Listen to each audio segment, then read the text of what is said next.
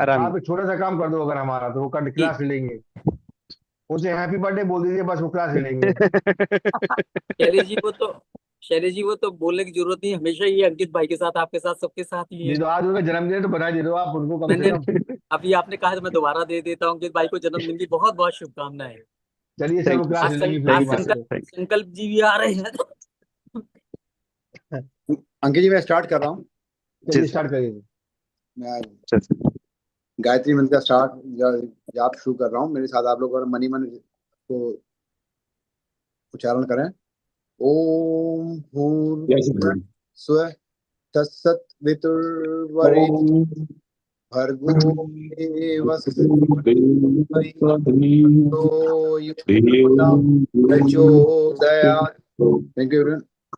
Sir अपना start करें आज का उद्बोधन। धन्यवाद सर। आज के वेबिनार में आप सभी का स्वागत है। आप सबकी दी गई शुभकामनाओं के लिए हार्दिक आभार। आप सबका आशीर्वाद मुझे इस तरीके से मिलता रहे।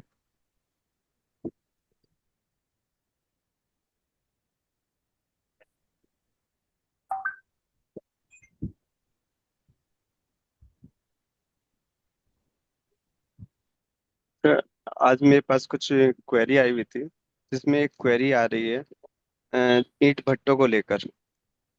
ईंट पर जो रेट ऑफ टैक्स है वो क्या है और कितने परसेंट रहेगा, जिसके बारे में नोटिफिकेशन भी आ गए हैं। हालांकि कई सारे नोटिफिकेशन 17 तारीख को आए हैं, जिसमें रेट ऑफ टैक्स किन किन चीज़ों पे क्या क्या रेट ऑफ टैक्स हो गया है वो सारी चीज़ें मेंशन है। लेकिन अभी भी ईंट पर ये चीज़ फाइनल नहीं हो पा रहा है कि वो क्या रेट ऑफ टैक्स रहेगा, क्योंकि एक तरफ तो ये है कि 12% वाला रेट ऑफ टैक्स बिल्कुल खत्म हो रहा है, और दूसरी तरफ जो नोटिफिकेशन आया है, नोटिफिकेशन से ये हो रहा है कि ईंटों पे कोई चेंज नहीं है। तो इस बारे में आप सब अपनी राय दें।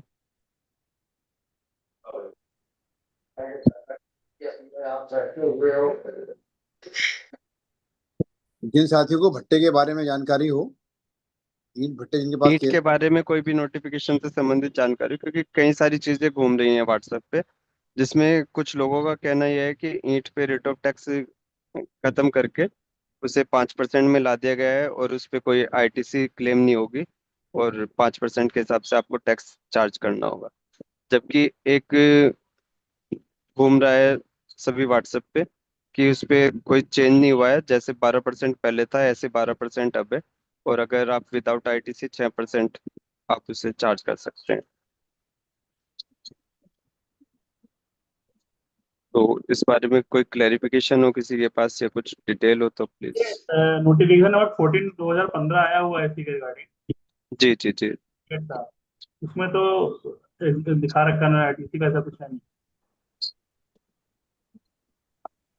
नहीं, उसमें उन्होंने वही लिखा है ना, 12% के लिए 6% सीजीएसटी को मेंशन किया है। नोटिफाई तो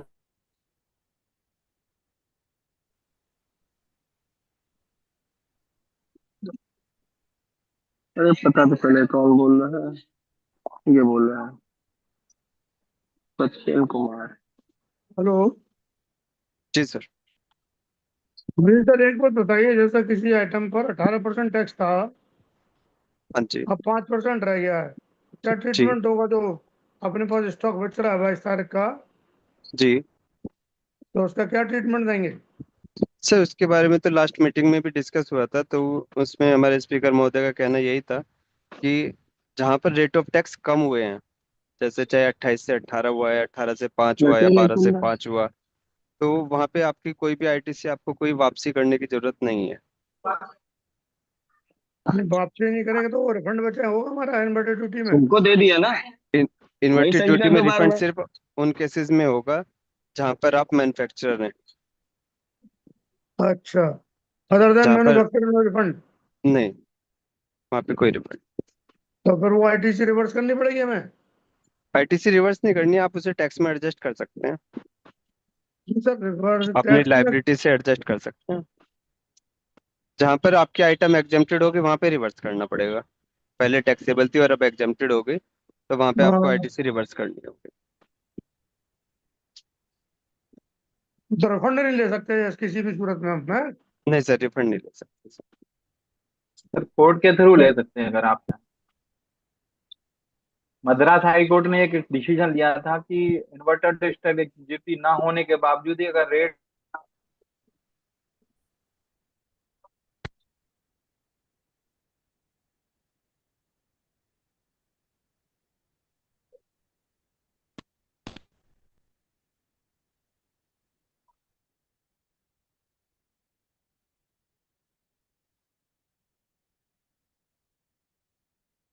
ईंट के बारे में कोई और सदस्य अपनी राय हेलो देना चाहे?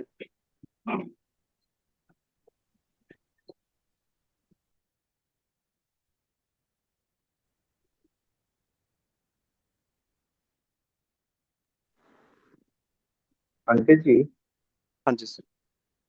तो जहाँ पे तय रिवर्स करने को आप कह रहे हो एग्जेंट आइटम में आ गया है, अब वो आईटीसी मेरे पास खड़ी है लेकिन मैं अदर आइटम भी से आउट करता हूँ, तो आईटीसी में रिवर्स क्यों करूंगा? ये आईटीसी का मैंने सरकार को पेड किया है ना टैक्स, ये जब मेरा आईटीसी पड़ा है वो पैसा मैं मेरा अपना लॉस क्यों करूंगा? सर उसको तो आप अपने वैल्यू में ऐड कर लोगे, है ना? नहीं सर, वो आप सही कह रहे लेकिन हैं, पर सेक्शन सेक्शन 18 आपसे ये कहता है ना कि अगर कोई भी हाँ जी। प्रोडक्ट जो पहले टैक्सेबल था और अगर वो एग्जम्प्टेड कर दिया जाता है, अब ऐसे तो फिर गवर्नमेंट ये बोलेगी कि मान लो हमने 12% आईटीसी पे आपको दिया था कोई प्रोडक्ट, अब हम 5% कर दिया तो आप रिवर्स कर दो क्योंकि वो आपके पास पड़ी है, लेकिन वो आपको एज इट इज रखने दे रही ना। तो ऐसे ही जब गवर्नमेंट ने ये चेंज करा कि नहीं कोई प्रोडक्ट टैक्सेबल था और अब एग्जम्प्ट कर दिया, तो उस समय जो स्टॉक आपके पास है उस स्टॉक को आप निकालिए कि इतना स्टॉक ये वाला है और एग्जम्प्ट हो गया, उतने पे ही आप आईटीसी रिवर्स कर दीजिए बस। नहीं सर, आईटीसी है ना सर, टैक्स तो मैं ऑलरेडी पेड करके आया हुआ हूँ ना गवर्नमेंट को। अब कॉस्ट में मैं जो पहले अपना बेचता था, तो मैं एग्जाम आइटम की आईटीसी तो मेरी खड़ी है, मैं दूसरे आइटम से एडजस्ट कर सकता हूँ, मैं क्यों रिवर्स करूंगा? भाई मैंने तो गवर्नमेंट को कैश में पेड किया है कैश। आप ये बताइए कोई आइटम ऐसा हाँ है पर सर जिसमें क्या कि होता है कि हाँ सर। ये सरकार को नोटिफिकेशन में भेजना चाहिए अपने लोग को। सर जैसे जैसे आप ये समझिए कि आपकी आईटीसी पड़ी हुई है, आप सही कह रहे हो कि मैं उसको बहुत ज्यादा 18% 12% उस समय पे करके आया हुआ हूँ, तो मैं अपनी बाकी की आईटीसी रिवर्स क्यों करूं? आपने ही कर दिया ना एग्जाम, आपने ही कर दिया ना उस प्रोडक्ट को एग्जाम के आगे आपको सेल पे रिकवर नहीं करना है ना सर? सर मैं अपनी अगर तो अगर लेकिन मैं जब अपनी जब कॉस्ट एक्ट में में कोई रूल्स और नहीं, इस पे एक डिस्प्यूट ये खड़ा है ना हमारे लिए भी कि अगर मैं आईटीसी रिवर्स कर देता हूँ तो मेरे को तो नुकसान हो गया ना ऑलरेडी 5% का, मैं अपनी कॉस्टिंग में जोड़ के बेचूंगा तो गवर्नमेंट का मोटिव खत्म हो गया रेट कम करने का, गुड्स को सस्ता करने का रेट मोटिव खत्म हो गया ना। 5% से कोई चीज 0% में चली गई, अब मैं रिवर्स कर दूंगा, मेरा तो सर लॉस हो गया, अभी मैंने मैं पेड इसके बारे में आपको एक रिप्लाई देता हूँ। अभी क्या हुआ है, हेल्थ सर्विसेज पे, पॉलिसीज पे आपका जीएसटी खत्म हो गया है, 0% हो हाँ। गया है। तो अब सभी पॉलिसीज पे कोई आपका जीएसटी चार्ज नहीं होगा, लेकिन अपने वो पॉलिसीज के रेट बढ़ाएंगे। तो बात अल्टीमेटली चाहे गवर्नमेंट का जो बेनिफिट देने का लॉ है, जो बेनिफिट देना था उनको कंज्यूमर को, वो तो खत्म हो गया। सर जहाँ जहाँ पर उन्हें, आप ये देखो ना, जहाँ पे इन्वर्टेड ड्यूटी में उनको रिफंड मिल रहा था वो खत्म हो सर रहा है। सर्विस कुछ आइटम नहीं ऐसी भी सर थी ना सर्विस जिन पे मैन्युफैक्चरिंग पे टैक्स आ रहा था और सेल के टाइम 5% था, वो एग्जेम्प्ट हो गई अब। तो पहले वो नहीं, पाँच अब परसेंट आप ये चार्ज होने बताइए के बाद भी वो इन्वर्टेड ड्यूटी में सर, रिफंड लेते थे। नहीं अब ये बताइए कोई आइटम सर कहते हैं बारह सर परसेंट का अभी था के लिए, 5% अभी हो मैं जाएगा। आपकी बात समझ गया सर कि अभी अभी नहीं सर, मैं जैसे आप कह आपके रहे हो लिए ना भी कि रिवर्स हमारा नहीं पहले कर से आईटीसी स्टॉक पड़ा हुआ है और अब हम बेचेंगे तो अभी तो महंगा पड़ेगा अभी तो, लेकिन जब ये हाँ। स्टॉक खत्म हो जाएगा ना सर आपका, उसके बाद जब सर नई स्टॉक गवर्नमेंट वहां तक भी तो जा रही है ना कि जब नए, सर जब जब आप नया मैं नहीं परचेज सर जब मैं करोगे तो एग्जाम एग्जाम्प्ट में ही परचेज करोगे, एग्जाम्प्ट में सेल नहीं जब करोगे एग्जाम तब में परचेज बेनिफिट मिल करूंगा तो जाएगा ना। एग्जाम में बेचूंगा। नहीं, जब मैं एग्जाम में परचेज करूंगा एग्जाम में बेचूंगा, कोई दिक्कत नहीं है। हम्म अभी तो मैंने 5% देके खरीदा हुआ माल है, अब मैं उसे एग्जाम में बेचूंगा, हम्म कोई बात नहीं है, मेरा 5% का आईटीसी तो मेरे पास खड़ा रहना चाहिए ना, वो मैं आगे यूज कर लूंगा किसी अदर प्रोडक्ट नहीं में अगर सेल आउट नहीं करता हूँ तो। नहीं सर, जब दोनों तरफ से चीजें हो रही ना सर, आप ये देखिए कि जब आपने 12% की आईटीसी में लेके रखे हुए हो और आपको 5% में सेल करने दिया जा रहा है, तो आईटीसी 7% आपको वो बेनिफिट भी तो दे रही है वहां पे। तो जब लॉ सर को यही ऐसे तो मैं फ्रेम कहना करा चाह गया है, लॉ को ऐसे फ्रेम करा गया है कि अगर रेट डाउन मतलब हम करेंगे रेट ऑफ टैक्स 12 से 5 करेंगे तो हम आपसे आईटीसी रिवर्स नहीं कराएंगे, समझ रहे हैं आप? तो आपको वहां बेनिफिट होगा उन लोगों को। टैक्स अंकित सर, जी सर। मैं एक चीज जो बोल रहा हूँ हाँ सर बोलिए। एकदम। समझाने के लिए, जी। हाँ सर। लो ये बोलता है कि जो इस HSO कोड में परचेज किया और उसी HSO कोड में बेचोगे तभी आपको बेनिफिट है। तो अगर उस HSO पे जीरो के बेनिफिट नहीं है। यहाँ जो सतंजर जी जो बात कहे, मैं उनसे एग्री हूँ कि भाई अगर वो व्यापारी दूसरा तरह का बिजनेस करता है तो उसको रिवर्स नहीं करना चाहिए। ये अपने को जीएसटी काउंसिल को मिलना चाहिए। सर इसमें जीएसटी काउंसिल दिक्कत क्या है? अगर मैं कोई आइटम 12% में खरीद के लाया हूँ और 5 में बेच रहा हूँ तो मेरे कम 7% भी रिवर्स करना चाहिए, क्योंकि हमारा 5 का 0 में पहुंच गया। ठीक है नहीं है आप अब कल फ्यूचर में आप ये बताओ, अगर कल फ्यूचर में आज तो गवर्नमेंट ने रिलीफ दे दिया, कल इसी प्रोडक्ट को गवर्नमेंट टैक्सेबल आइटम में ले आती है, ठीक है नहीं है? अगर कल इसी आइटम को टैक्सेबल में ले आएगी तो मेरी आईटी मैं क्या उस पर क्या आईटीसी मेरा लॉस नहीं होगा आईटीसी बिल्कुल का? मैं बिल्कुल सर करेंगे। आप डीआर तो मैं आईटीसी 01 से करते हैं ना सर? हम हैं? आईटीसी 01 जो हमसे कहता है ना सर कि अगर आपका कोई एग्जाम प्रोडक्ट का स्टॉक पड़ा हुआ है और अगर वो 5% में फर्दर टैक्सेबल हो जाता है तो जो स्टॉक पड़ा है उस पर आईटीसी आप ले लीजिए। आपने पे भी नहीं करी तब भी ले लीजिए, क्योंकि गवर्नमेंट ने उसको फर्दर आगे जाके 5% या जो भी टैक्सेबल रेट रखे उस पर कर दिया है। तब आईटीसी 01 बनना है। अब आपको आईटीसी 03 बनना है, क्योंकि आपके पास अभी जो स्टॉक पड़ा है वो 5% से परचेज किया हुआ पड़ा है। अब आपका प्रोडक्ट एग्जाम्प्ट कर दिया। अगर मैं सही कह रहा हूँ तो आप बताएं अंकित जी, और बाकी सब लोग बैठे हैं। आईटीसी 01 का कॉन्सेप्ट भी वही है ना सर? आईटीसी आपको रिवर्स मिलती नहीं है करते आईटीसी अगर आपका एग्जाम्प्टेड प्रोजेक्ट अगर टैक्सेबल हो जाता है, तब हमें आईटीसी 01 भर के आईटीसी मिलती है जो स्टॉक आपके पास पड़ा है। आपने उस समय तो पे नहीं करा था ना एग्जाम्प्ट गुड्स पे, तो फिर हमें वहां बेनिफिट देती है ना सर गवर्नमेंट। सर एक बार आप बताइए, मेरा 5% पे मेरा 0% आइटम था, तो सरकार ने उसको 5% कर दिया, जी ठीक है? हाँ तो मुझे आईटीसी तो मिलेगा नहीं, मेरी जेब से तो 5% टैक्स आ रहा है। बिल्कुल बिल्कुल, मैं वही तो मैं कह रहा हूँ कि आप वो देख लीजिए ना कि आपके पास उस समय जो 0% का माल पड़ा है उस डेट तक, उसको स्टॉक पे आपको आईटीसी क्लेम करने के लिए आईटीसी 01 भरना है ना सर, इसीलिए तो।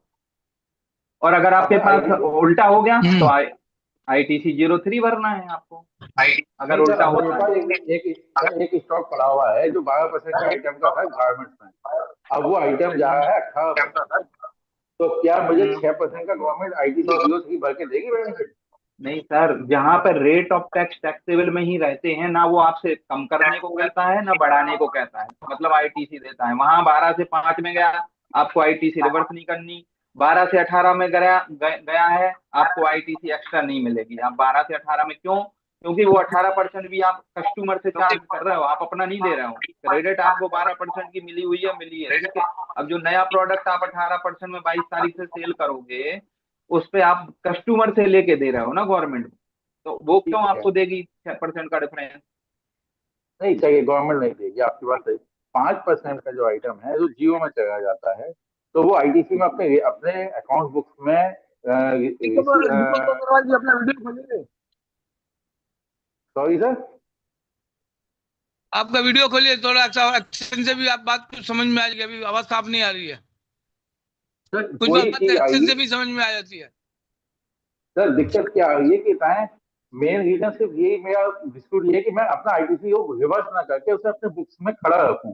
कल फ्यूचर में गवर्नमेंट अगर उसको जीरो, क्योंकि थोड़ा सा बस ये कि रिवर्स करने का ऑप्शन समझ में नहीं आ रहा। तो सर आप अपने क्रेडिट लेजर में खड़ा रखिए उतनी अमाउंट को, कल को हाँ कोई आपसे रिवर्स कहेगा करके तब आप कैरी में रिवर्स रखता कर हूँ, देना। सर उतने अमाउंट को यूटिलाइज नहीं करेंगे। क्योंकि अगर आप किसी आईटीसी को यूज नहीं करते तब तक तो उस पर कोई इंटरेस्ट लायबिलिटी है नहीं। हाँ हम उतने अमाउंट को अपने कैरी में अंकित सर, यूटिलाइज करके होल्ड करके रखेंगे। अंकित सर, हाँ अगर जिस क्रेडिट लेजर में रुपया पड़ा रहता है तो टाइम पीरियड तो है नहीं उस पर। नहीं, हाँ? अगर आप उसे क्रेडिट लेजर को अंकित जब सर, तक यूटिलाइज नहीं करते क्रेडिट लेजर को, तब तक उस पर कोई इंटरेस्ट की लायबिलिटी नहीं है। नहीं, एक नहीं, आज सपोज के लिए इनका अभी 0% है, 5 साल तक इनका रुपया क्रेडिट लेजर में रह गया, सपोज करिए, तो उसमें कोई प्रॉब्लम थोड़ी ना। नहीं, कोई प्रॉब्लम नहीं। अब अंकित सर 2 मिनट के तो लिए रिवर्स 2 मिनट के लिए होल्ड कर तो लीजिए। रिवर्स करने की कोई बात ही नहीं है, सरकार को क्यों दे पैसा। अंकित सर 2 मिनट के लिए होल्ड कर लीजिए, आपका केक पहले कटवा दें, उसके Yes, बाद फिर बाकी स्टार्ट करेंगे। सभी साथी से रिक्वेस्ट है, अभी क्वेश्चन जरा होल्ड कर लें, जरा अंकित सर केक कटवा दें अंकित सर का, फिर उसके बाद फिर सब लोग अंकित जी केक ले आए। जी सर सर सर। आज अंकित जी का बर्थडे है, हमारे लिए बहुत खुशी की बात है। शुभकामनाएं अंकित जी। जन्मदिन की बहुत बहुत शुभकामनाएं अंकित भाई। अंकित जी बहुत बहुत बधाइयाँ नए जन्मदिन की आपको।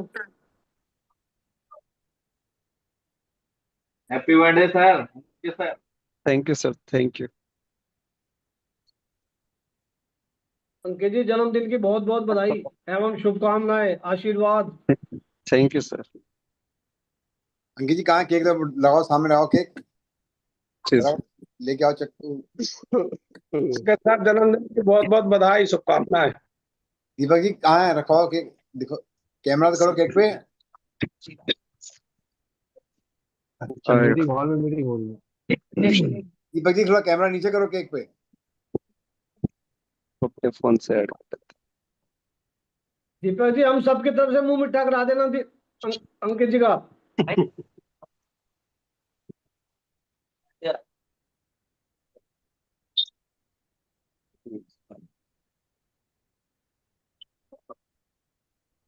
Sir thank you sir.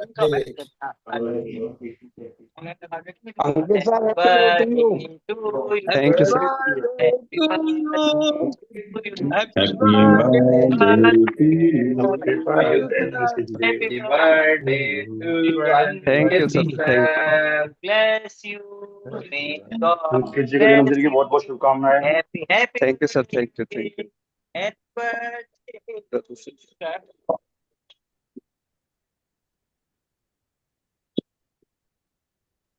Thank you sir.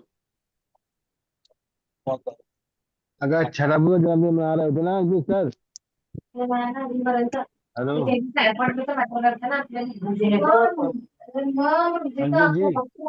Ji sir. Ankit sir, वो जन्मदिन मना रहे होते ना, आपका जन्मदिन का तारीख मैं भूलूंगा, तो बेटा का केक भी आपके बर्थडे है। चेहरे में छप गया होता अब तक पूरा का पूरा। अंकित सर, जी सर, जी। आपका बर्थडे डेट भूलूंगा नहीं, आज मेरे बेटा का भी बर्थडे है। बहुत बहुत बधाई सर आपको भी। बहुत बहुत आशीर्वाद।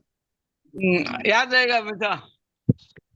हमारी तरफ से भी बोत्रा साहब, थैंक यू सर। बेटा आता तो दिखाता उसको वीडियो में, अंकित जी ऑफिस में को भी। और आपके बेटों को जन्मदिन की बहुत बहुत हार्दिक शुभकामनाएं।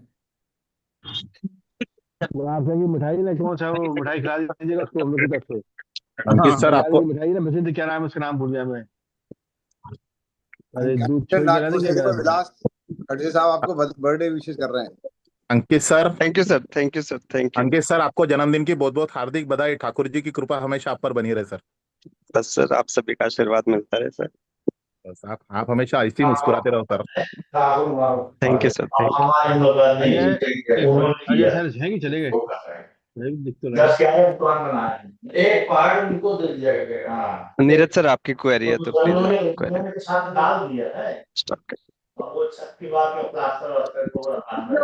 सर मेरी क्वेरी है कि एक कॉन्ट्रैक्टर है जो राजस्थान में काम कर रहा है, उसने गलती से बिल रेज कर दिया 100 रुपए प्लस 12 IGST लगाकर, ठीक है सर। लेकिन बाद में पता लगा इसमें आई नहीं लगेगा, एस और जी लगेगा। जी। तो उसने क्या किया, पहले तो क्रेडिट नोट जारी किया, वो 100 रुपए वाला बिल वापसी लिया, ठीक है। और उसी दौरान ही उसने दूसरा बिल इशू कर दिया C और S का। जी। वही सेम, मतलब 12 रुपए का टैक्स आई लगा था, उसे रिवर्स लिया और 600 रुपए से उसने C और S लगाते हुए दूसरा बिल पेश कर दिया। GSTR 1 चली गई। 3B में अब जो फैक्ट आ रहा है वो ये आ रहा है, टैक्सेबल वैल्यू माइनस हो जाएगी, क्योंकि टैक्सेबल वैल्यू पहले 100 पे लगी थी, अब कम हो जाएगी 18% की वजह से। -12 रुपए आई आ रहा है और CS 6 रुपए आ रहा है। ठीक। अब जब हम इसको पेमेंट करने के लिए जा रहे हैं, राइट ऑफ करने के लिए, तो वहां पर -12 रुपए को कंसीडर दिखा तो रहा है, लेकिन वो उसकी एडजस्टमेंट नहीं दिखाता होगा। एडजस्टमेंट नहीं दिखा रहा, यानी से हमसे 12 रुपए फिर दोबारा जमा करवा रहा है। हाँ जी, वो CS में लाइबिलिटी क्रिएट करता रहेगा और वो माइनस आ जाएगा। वो फिर आगे जब आपकी लाइबिलिटी आई में होगी तो वो उस लाइबिलिटी से एडजस्ट करेगा उससे। उसका कोई ऐसा अल्टरनेट नहीं है कि मैं पहले मतलब ये आई मुझे दूसरे बिल से एडजस्ट करनी होगी? हाँ जी, कोई आई की लाइबिलिटी होगी आपकी, उससे एडजस्ट हो पाएगी। और अगर वहां कुछ है ही नहीं है, काम ही खत्म है, तो उसमें तो अंकित सर, वैसे तो आप, ये है ना कि सही हेड में आपका जमा हो जाना चाहिए और उसके बाद आपका जो गलत हेड में जमा है उसका रिफंड ले लेते। बेटर तो उसका वो ऑप्शन था। अंकित सर, हाँ तो जी सर। मतलब ये पहले हेलो। टैक्स जमा कर लिया है। तो ये हाँ जी, फॉर्मूला आया था ना, गलत हेड में जमा होने का एडजस्टमेंट हो जाएगा, वो फॉर्मूला नहीं लगेगा इनके ऊपर। एडजस्टमेंट नहीं है सर उसमें, तो वो है कि आपके टैक्स में एडजस्टमेंट मिलेगी उसको इंटरनली। उसका एडजस्टमेंट ये नहीं है कि आई का आप CS में एडजस्ट कर लो। पहले निगेटिव लाइबिलिटी भी शो नहीं करता था क्योंकि उससे वो कैरी भी नहीं हो पाता था। अब निगेटिव लाइबिलिटी वो एक्सेप्ट कर लेता है, तो आगे कभी आपकी लाइबिलिटी बनती है तो उससे एडजस्ट तो हो जाता है।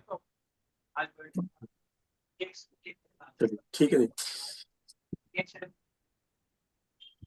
अंकित सर, एक प्रश्न था, टाइम जी आपका। अभी 18 में माल खरीदेगा, 5 में बेचेगा, तो 18 से जो मैनेजिंग हो किस हिसाब से कैलकुलेट करेगा गुड्स को? एक हेलो बार रिपीट करो सर, आपकी आवाज कट हेलो। रही है। अच्छा, नेट आपकी डिस्टर्ब कर आवाज रहा है। कट। मैं कह रहा हूँ रॉ मटेरियल 18 का है, रॉ मटेरियल 18 का है, जी मैन्युफैक्चरिंग जी। करके 5% बेचना है, तो कॉस्टिंग किस हिसाब से होगा? रॉ मटेरियल 18 है और आपकी सेल आइटम 5% है। हेलो। मैन्युफैक्चरिंग करके होगा माल, हाँ मैन्युफैक्चरिंग होगा मैन्युफैक्चरिंग माल। कर, हाँ जी।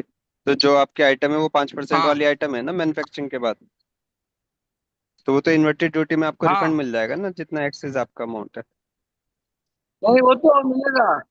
अभी व्यापारी कॉस्टिंग में कैसे जोड़ेगा? 100 रुपया पर 18 जोड़ेगा कि 100 से चलेगा? नहीं, उस ITC भी थोड़ी हेलो। जोड़ेगा वो। ITC तो अलग है ना, टैक्सेबल वैल्यू से निकालेगा कॉस्ट तो। हाँ मतलब 100 रुपया लेबर चार्ज और प्लस प्रॉफिट का जो कॉस्ट होगा वो हाँ जी माल बेचेगा, बस यही जी करेगा ना? जी जी जी। 18 118 नहीं जोड़ेगा वहां, नहीं, तो फिर उसको इन्वर्टेड ड्यूटी में टैक्स जाना ही पड़ेगा। टैक्स टैक्स का तो रिफंड मिल जाएगा ना उसे, जितना एक्सेस होगा। वो तो टैक्स का रिफंड से मिल जाएगा, और प्लस बैलेंस के लिए इन्वर्टेड ड्यूटी का फॉर्मूला निभाना पड़ेगा उसको, जी। तभी होगा ना। हाँ जी अभी व्यापारी लोग को 118 रुपया जोड़ रहे हैं माल में।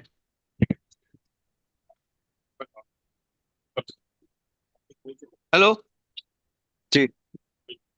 अभी सर 118 सबका रुपया जोड़ रहे सबका अपना अपना फॉर्मूला होता है। कोई उसमें क्या करते हैं, क्योंकि आपकी कॉस्टिंग ऐड होने के बाद टैक्सेबल वैल्यू जब बढ़ जाती है तो उसकी कॉस्ट भी बढ़ जाती है। उस पे अगर आप रेट ऑफ टैक्स देखोगे तो 5% वहाँ पे आपकी लेबर और आपका प्रॉफिट ऐड होने के बाद 5% पड़ रहा है। हाँ, दस तो परसेंट हो गया। कहीं ना कहीं जो आपका 18% वाला टैक्स था उसमें 13% का डिफरेंस नहीं हम्म, रहा ना। हाँ दस आपकी सौ परसेंट सौ सौ रुपए का माल था, अब उसमें आपका लेबर और प्रॉफिट ऐड करके उसकी वैल्यू 140 हो गई। हम्म, 100 पे आप 18 रुपए ठीक है। दे के आए और 140 पे हम्म आप 5% दे रहे हो, हम्म, तो 7 रुपया 7 रुपए। सही हो गया। जी। तो 11 रुपए हम्म, का अंतर रह गया ना। जहाँ पर आप उसे तेरह हाँ परसेंट का डिफरेंस देख रहे हो तो वो 11% का डिफरेंस आ रहा हाँ, है। रिफंड तो वही आपको बात। 11 का ही मिलेगा ना। हाँ नहीं, वो तो बात है, रिफंड तो सेकेंडरी मैटर है। हाँ, अभी वो तो व्यापारी इसलिए लोग आपकी कॉस्टिंग कॉस्टिंग में आपको 2 रुपए तो वो ऐड करने पड़ेंगे ना। तो आप हाँ हर आइटम का वो जिस हिसाब से उसका लेबर लगती है, जिस हिसाब से उसका रेट ऑफ टैक्स है, तो वो अलग अलग है। तो हर आदमी का इसीलिए कॉस्टिंग का तरीका भी अलग होगा। उसमें आप सेम हाँ फॉर्मूला नहीं अपना सकते सबके लिए। व्यापारी लोग बोलते हैं 18 रुपया गवर्नमेंट से मिलेगा नहीं मिला, हम अभी माल भी जोड़ के बेचेंगे। हम्म। अंकित जी के इन्वर्टेड ड्यूटी वाला केस है।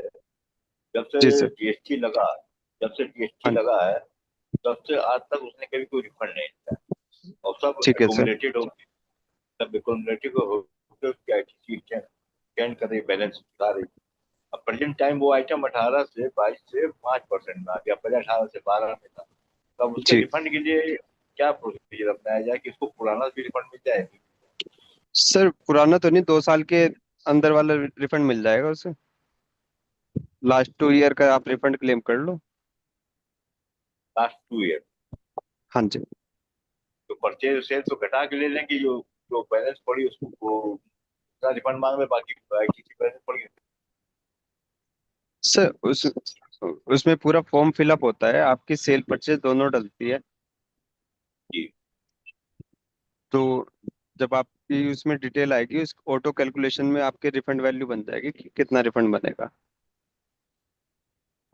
नहीं, मेरा क्वेश्चन ये था कि जैसे सपोज कीजिए हमारा 20,000 रुपया दे देना पड़ा हुआ और रिफंड हाँ जी। हमारा बनता है सपोज कीजिए इस समय 3,000 4,000 रुपये। तो जो बैलेंस 16,000 हमारा बचा वो उसी में हाँ बैलेंस जी। ऐसे पड़ा रहा जो हाँ, उसको वो पड़ा उसके रहेगा सर। वो तो वो बैलेंस तो नहीं चलता रहेगा सर। वो बैलेंस नहीं, चलता है। उसका आप रिफंड नहीं ले सकते।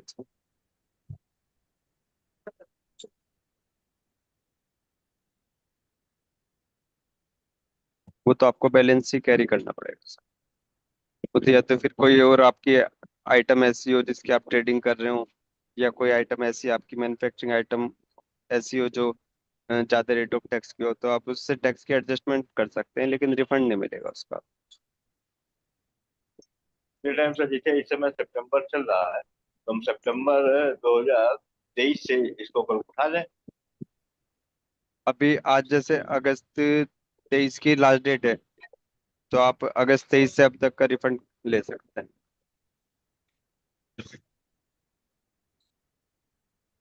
चलिए, शंकर मलिक जी आ गए हैं। हाँ सर, शंकर जी आ गए हैं। आवाज म्यूट है आपकी सर। जी नमस्कार नमस्कार सर। हाँ सर, आपका माइक म्यूट है। हाँ, मेरा मेरे मेरा माई चलिए, वेलकम सर। नमस्कार नमस्कार सर। मैं आज आज अपने सरस्वती पुत्र श्री संकल्प मलिक साहब का हार्दिक स्वागत करते हुए श्री शैलेश विश्वकर्मा जी से रिक्वेस्ट करूंगा, छतरपुर मध्य प्रदेश से, कि आप उनका पहले परिचय देना, उसके बाद सर से रिक्वेस्ट करेंगे कि अपना उद्बोधन प्रारंभ करें। सर नमस्कार। सभी उपस्थितों को मेरा नमस्कार। मैं शैलेश विश्वकर्मा, छतरपुर मध्य प्रदेश से। और हमारे सबसे प्रिय वक्ता हैं आदरणीय संकल्प मलिक जी। इनकी वाणी को अगर आप ध्यान सुने तो आपको कहीं ना कहीं से अमिताभ बच्चन की झलक नजर आएगी। और वैसे ही वो बोलते हैं, उनका स्टाइल बोलने का बहुत अच्छा है, और एक एक चीज आपके कानों के माध्यम से आपके हृदय तक और आपके मस्तिष्क तक पहुंचाते हैं। हर चीज को बिल्कुल प्रॉपर ढंग से समझाते हैं। और इनका जो वक्तव्य कौशल है बहुत अद्भुत है। और मैं चाहूंगा कि इनको हम जितनी बार सुने उतनी बार लगता है कि ये हर बार नया बोलते हैं। भले ही वो पुरानी चीज को बोल रहे हैं, लेकिन उसको बोलने का तरीका इतना अच्छा होता है कि लगता है कि नई चीज समझाई जा रही है और नए तरीके से समझाई जा रही है। तो ऐसे विद्वान, ऐसे गुणी, ऐसे संकल्प मलिक का मैं हार्दिक स्वागत करता हूँ और उनका परिचय आपके सामने रख रहा हूँ। संकल्प मलिक जी अधिवक्ता हैं जो अप्रत्यक्ष और प्रत्यक्ष कर दोनों मामले देखते हैं। एक व्हाइट कॉलर लिटिगेशन होता है, उसके मामले देखते हैं। न्यायालयों में, यहाँ तक कि भारत के सर्वोच्च न्यायालय के समक्ष भी कार्यरत हैं। आपका मुख्य आधार केंद्र जो है वो है नई दिल्ली। आपने 2019 में एमटी लॉ स्कूल नोएडा से स्नातक किया और अपनी जो अधिवक्ता की यात्रा है वो शुरुआत उन्होंने RRA लीगल से की, जहां वहां पर डॉक्टर राकेश गुप्ता और श्री अश्वित तेजा का मार्गदर्शन प्राप्त हुआ। आपने अप्रत्यक्ष कर, बेनामी, काला धन और मनी लॉन्ड्रिंग के मामलों को व्यापक रूप से कार्य किया है। इसके पश्चात आपने श्री जोए हुसैन, जो आयकर जीएसटी प्रबंधन निदेशालय के वरिष्ठ स्थायी परामर्शदाता हैं, उनके साथ काम किया। इस प्रकार आपको करदाता के पक्ष और विभाग के पक्ष, दोनों ही पक्ष में कार्य करने का अनुभव प्राप्त आपको है। आप अत्यंत ही प्रख्यात न्यायालयों का हिस्सा भी रहे हैं, जो आयकर अपीलीय अधिकरण के समक्ष, राष्ट्रीय कंपनी विधि अपीली अधिकरण के समक्ष, और दिल्ली में, बॉम्बे में, गुजरात के उच्च न्यायालयों में और माननीय सर्वोच्च न्यायालय सहित विभिन्न मंचों पर दिए गए हैं। आपने कई लेख लिखे हैं जो Taxmann, all India federation of tax practitioner जैसी प्रसिद्ध पत्रिकाओं में प्रकाशित हुए हैं। उन्हें आईसीआई की उत्तरी, दक्षिणी और पश्चिमी शाखाओं, एनआईआरसी, एसआईआरसी और डब्ल्यूआरआईआरसी द्वारा विभिन्न विषय के रूप में एक वक्ता के रूप में भी आमंत्रित किया गया है। और आपके साथ साथ एक जो लॉ तो की है वो एक अलग है, आपने संगीत विशारद में भी हासिल किया है, जो उपाधि भी आपके पास है। आप गिटार बजाने में आपका महारत है, सितार भी आप बजा लेते हैं, और सामाजिक कार्य में भी आप बहुत रुचि लेते हैं। तो ये तो आदरणीय शंकर जी का परिचय था। चलिए अब हम उनसे सुनते हैं कि आज वो अपने लिए, आज अपने पिटारे में क्या लेकर आए हैं हमको सुनाने के लिए, समझाने के लिए। और मैं निवेदन करूंगा सभी से कि अपने अपने माइक्रोफोन म्यूट रखें। कोई भी क्वेश्चन पूछना हो तो कृपया उसमें हैंड राइज करें, और हैंड राइज करने के उपरांत संकल्प जी आपको आपका प्रश्न पूछकर आपको उसका निश्चित रूप से जवाब देंगे। बस तो ध्यान रखिए, बीच में डिस्टर्ब ना करें। आदरणीय संकल्प जी, अब आप निवेदन के अपना प्रश्न शुरू करें।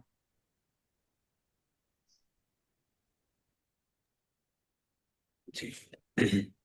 सबसे पहले तो सर मैं यहाँ सबको तहे दिल से धन्यवाद और नमस्कार बोलूँगा कि आप सबने अपना समय निकाला आज यहाँ पे सुनने के लिए एक टॉपिक। और जब हर्ष जी का मेरे पास फोन आया कि इस बार एक टॉपिक पे बोलना है, तो दिमाग में तो बड़े बहुत सारे टॉपिक आ रहे थे। जाओ फाओ का इशू है, डिन के इशू है, how will they be settled, अपना जीएसटी का ट्राइब्यूनल आ चुका है 2026 से हम शुरू हो पाएंगे, उसको देखेंगे कि हमारा दिसंबर एंड जनवरी तक वो शुरू हो जाएगा। तो एक और एंगल आ रहा था कि जीएसटी ट्राइब्यूनल के बारे में बताया जाए कि कैसे चलेगा और अपील फाइलिंग कैसे रहेगी वहाँ पे। बट सोचते सोचते मेरे को आया कि जी ये स्टेज तो बहुत बात का है कि ट्राइब्यूनल में अपील कैसे फाइल होएगी। आज अगर हम सबसे पहले देखते हैं, या इनकम टैक्स हो या जीएसटी हो, सबसे पहले तो हम शुरुआत हमारी होती है नोटिस से, या असेसमेंट का केस हो, या आपका रीअसेसमेंट हो इनकम टैक्स में, या आपकी जीएसटी में हो 7374 का केस। तो आज की डेट पे सर हम एक चीज मान पाएंगे कि आज से 10 साल पहले आज हम सब अलग अलग जिलों में, अलग अलग जगहों में बैठ के एक दूसरे के साथ एक दूसरे को सुन पा रहे हैं, एक दूसरे को देख पा रहे हैं और समझ पा रहे हैं। आज से 10 साल पहले अगर हम एक दूसरे से यही सवाल पूछते, क्या हम 10 साल बाद ऐसी चीज कर पाएंगे जहां हम ऐसे वेबिनार चला रहे हैं? और देखिए आज 297th वेबिनार हो गया आज उपकास का। अगर कोई 10 साल पहले हमसे पूछता, हम क्या जवाब दे पाते कि टेक्नोलॉजी ऐसी होगी? नहीं sir. The answer is a categorical no. But covid times, चीजें, फेसलेस असेसमेंट इनकम टैक्स में एंड टेक्नोलॉजी की एडवांसमेंट के साथ आज की डेट में इतनी चीजें संपन्न हो चुकी हैं जो आदमी पहले नहीं सोच सकता था। आज हमें एक चिट्ठी भेजनी होती है, कुछ करना होता है, we can send an email and in a minute it goes. That is the power of information, that is the power of technology. Now on that premise आज का हमारा टॉपिक है interplay between income tax and GST. Because आजकल sir हम बहुत सारे cases में देख रहे हैं कि इनकम टैक्स जीएसटी का मटेरियल उठा के 148 या असेसमेंट कर देता है, जीएसटी अथॉरिटीज हमारा इनकम टैक्स की इंफॉर्मेशन उठा के हमारे परचेजेस, सेल्स, हर चीज वेरीफाई करने लग जाती है कि whether the ITC is correctly claimed और not claimed. And on the basis of that हम लोग बहुत सारे, we see a lot many actions being taken. Why has this happened? Technology. And उसी टेक्नोलॉजी के बैकग्राउंड में मैंने अभी ये बैकग्राउंड दिया था। बट समय कितना भी ज्यादा बदल जाए, समय जितना भी ज्यादा बदल जाए, चीजें जितनी भी आधुनिक हो जाएं, फंडामेंटल्स नहीं बदलते। And I think as professionals our duty and responsibility is qua those fundamentals and to see whether those fundamentals are rightfully being followed or not followed। काफी जवाब इन्हीं चीजों को सोचते सोचते ही हमें मिल जाएंगे। तो sir, let's start. Income tax and GST दोनों टैक्स हैं। एक है डायरेक्ट टैक्स और एक है इनडायरेक्ट टैक्स। कितनी इंफॉर्मेशन कब यूज हो सकती है, कैसे हो सकती है? Bogus billing in GST, can it be use to directly make an addition और disallowance under the income tax act and vice versa? What is the effect if you give a statement under the income tax act? अगर आप search में कोई statement देते हैं, उसका implication क्या होगा जीएसटी पे, and vice versa? These are some issues. ये थोड़े से सवाल हैं जो हमारे सबके जहन में, सबके ख्यालात में ऑन अ डेली बेसिस, जब हम ऑर्डर्स, जब हम नोटिसेस, जब हम प्रोसीडिंग्स का पाठ करते हैं तो हमारे दिमाग में आती हैं। तो let's start with the basics. What is income tax and what is GST? Income tax, as the name suggest, is tax on your income. Now, I said we should not lose sight of the fundamentals. Are all my receipts my income? Are all my receipts my income? The answer is no. Income has to be computed in the manner given under the Income Tax Act, under the heads. There are certain methods, modes, which are prescribed and have to be seen. What is GST, sir? GST का income tax का section, charging section आता है 4, and फिर heads of income 14, 16, so on and so fourth. GST का charging point क्या है? What is the point of charge of under GST? GST is a supplied based regime. GST आप देते हैं supply पे। GST is not on the basis of any other incident, it is only on the basis of incident of supply. So it becomes very crucial to see what are the points of divergence, convergence, and what are the points of divergence under both the laws. कहाँ दोनों कानून मिलते हैं और कहाँ कानून में फर्क है। जब हम ये चीजें सोचेंगे तब हमें इन चीजों के बारे में we will be able to give an answer to that. And sir, I am very young, I see such senior professionals in on this group. Lal Chandra ji, Lalit Sachdeva ji, Shiv Gopal Gupta ji, इतने सारे सीनियर्स बैठे हैं। मैं तो बहुत छोटा हूं, but being so young in the profession, मैं सर, जब मेरे पास ये मैटर आते हैं, मैं सोचता हूँ कि sir,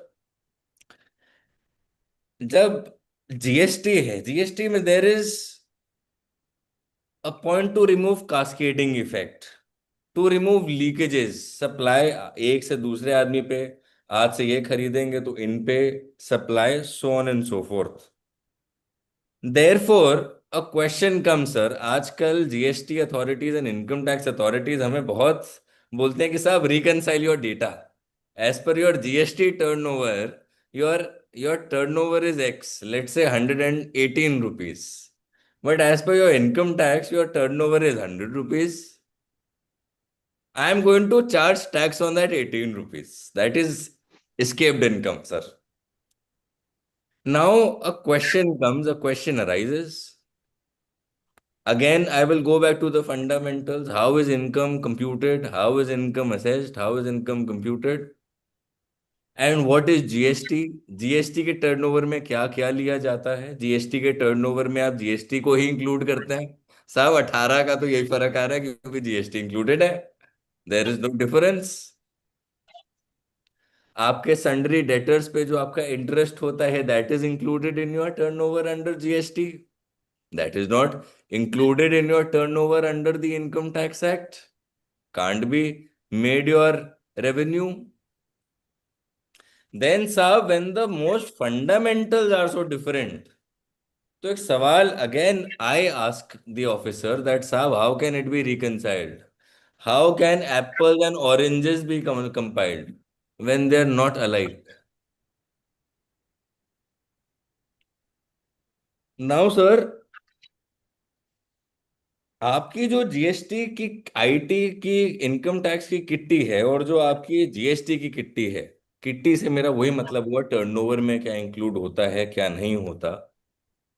on that basis the scope of total income under the Income Tax Act and the scope of supply and the tax liability under the GST Act is so separate that both cannot be read simultaneously and cannot be brought together. That is one fundamental whenever we see a case about these cases. We should be aware about these fundamentals and we should not just directly assume and presume what has been said, and on that basis we go and we say yes, our turnover is this. We understand that why is our GST turnover X and why is an income tax turnover not X and less than that. Now sir, on this point I would like to take some favor of the recent decisions that have come before the court. If my screen is visible sir, कोई एक बार बता दीजिए sir if my screen is visible. Hello, दिखाई दे रही sir, दिखाई दे जी। रही। Sir visible है। तो सर एक बहुत इंटरेस्टिंग डिसीजन आया बॉम्बे हाई कोर्ट का 2024 में, end of 24, which is in the name of CC Dangi and associates. साहब इशू इसमें यही हुआ कि जीएसटी अथॉरिटीज से एक इंफॉर्मेशन आई कि the certain entities are generating fake and bogus invoices to pass on fraudulent input tax credit without supply of goods. Now, insofar as the petitioner was concerned, this was in relation to an entity which was called Flash Force Private Limited. According to the AO, this entity had issued fake invoices to the petitioner of rupees 1097. Solely on the basis of the GST department that saw that there is some bogus billing. On that basis itself, it was presumed by the officer that saab, there is tax evasion only because there is information from the GST authority. So saab, this was a writ petition. But one thing which is very careful, which we need to note is, ये appeal में नहीं गया था sir. During the assessment proceeding itself, a person went in writ. The court entertained the writ petition, and while entertaining held that in our opinion, the approach of the assessing officer was totally unfounded for more than one reason. The primary reason that the officer's understanding of the GST transactions. Secondly, the assessing officer's complete misreading of facts. This despite the correct facts being placed on record by the petitioner. And thirdly, tangible material in the form of all documents pertaining to professional services as rendered to by the petitioner to Flash Forge was given, and that had duly been dealt with and shown and detailed. Therefore, the court said that even the 148 proceedings itself are to be annulled completely and cannot sustain. This judgment highlights very important facets. That sub information, no matter what, information can be a starting point undoubtedly. Tax चोरी मैं नहीं बचा रहा हूं साहब, I am not saying कि tax चोरी होनी चाहिए। टैक्स चोरी गलत है, टैक्स चोरी नहीं होनी चाहिए। It helps our nation, tax they help our nation. But when a proceeding is initiated, it has to follow the procedure prescribed under the law, it has to follow the rigors under the law, and it has to meet the threshold provided under the law. And if not followed, it will be a violation of the procedure itself, and even the 148 will be liable to be annulled completely. तो साहब, it GST information, or even as a matter of fact income tax information by the GST department, either ways can be your starting point. आप officer उस चीज से शुरुआत जरूर कर सकते हैं, बट इंक्वायरी उनको खुद करनी पड़ेगी, इन्वेस्टिगेशन उनको खुद करना पड़ेगा, और इन्वेस्टिगेशन करने के बाद they will have to come to an independent conclusion under by proper application of mind to show that yes, I started on certain information, let's say by the GST authorities, but I also issued summons to the said authority. The said authority did not respond. I asked you, you did not respond. Therefore, I am doing it. Then it will be valid. But at the same time, what becomes our duty? अब sir एक दूसरा तरीका, अब इसके, अब एक तरीका तो हो गया कि सिर्फ जीएसटी अथॉरिटी के बेसिस पे ही शुरू कर दिया और कोई मटेरियल नहीं है, कोई इन्वेस्टिगेशन नहीं है। अब let's say he is issuing summons, he is issuing notices to you, and आपकी क्या जिम्मेदारी बनती है ना, यूज द टर्म जिम्मेदारी वेरी केयरफुली। आपके ऊपर एडिशंस इनके होंगे, लेट से अगर परचेजेस या सेल्स डिसअलाउ हो रही हैं तो आपका 37, परचेजेस डिसअलाउ हो रही है तो इनकम टैक्स एक्ट में सेक्शन 37 पे आपका डिसअलाउ होगी। अगर आपकी एक्सपेंसेस डिसअलाउ कर रहे हैं तो सेक्शन 69 लगा सकते हैं वो आप पे, 69C, जिसपे 115 BBE के भी प्रोविजन लग जाते हैं, जिसमें आपका टेक्निकली टैक्स इफेक्ट आके बनेगा 76%, apart from the penalty and the interest of course.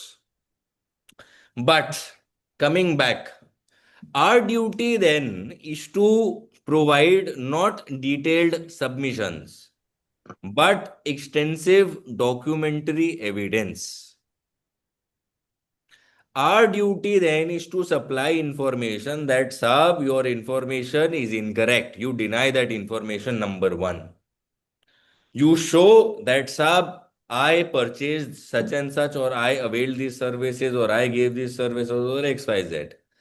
And against them, it has been done through banking channels.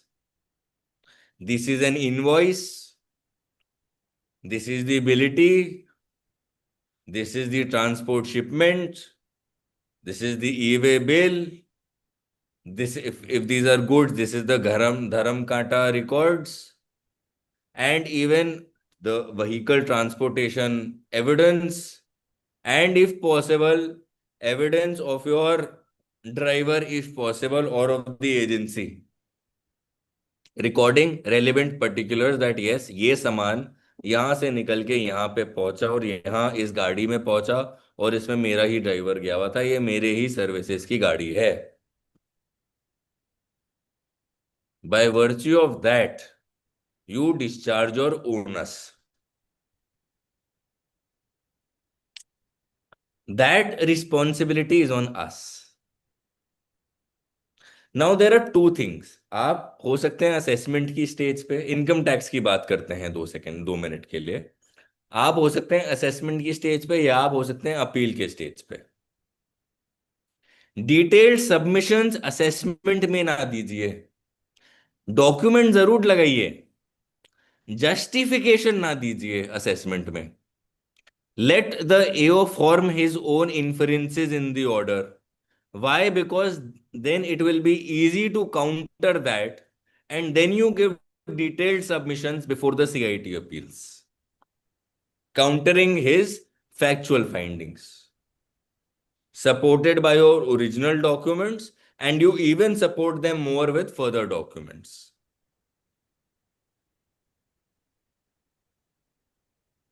तो साहब, रिकंसिलिएशन की जहां तक बात है, जीएसटी इनकम टैक्स ऐसे हो नहीं सकती क्योंकि फंडामेंटली अलग है।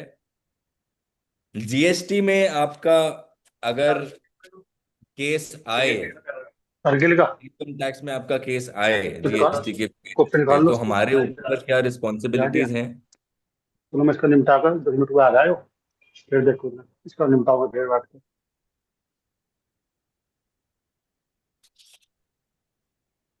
नाउ सर, थोड़ा स्पेसिफिक पे आते हैं, स्पेसिफिक्स सर्कमस्टांसेस पे आते हैं जो मैं आजकल देख रहा हूं अपने केसेस में। जैसे एक जीएसटी की सर्च होती है सर, वहां बोगस बिलिंग को एडमिट कर लेते हैं, वो प्रोसिक्यूशन तक चले जाती है उस केस में। इनकम टैक्स डिपार्टमेंट को इंफॉर्मेशन भेजते हैं, इनकम टैक्स डिपार्टमेंट उस बेसिस पे आपकी परचेजेस डिसअलाउ कर देता है कि साहब your purchases are bogus. Can they do it? Sir, I would like to ask the people here, can they do it?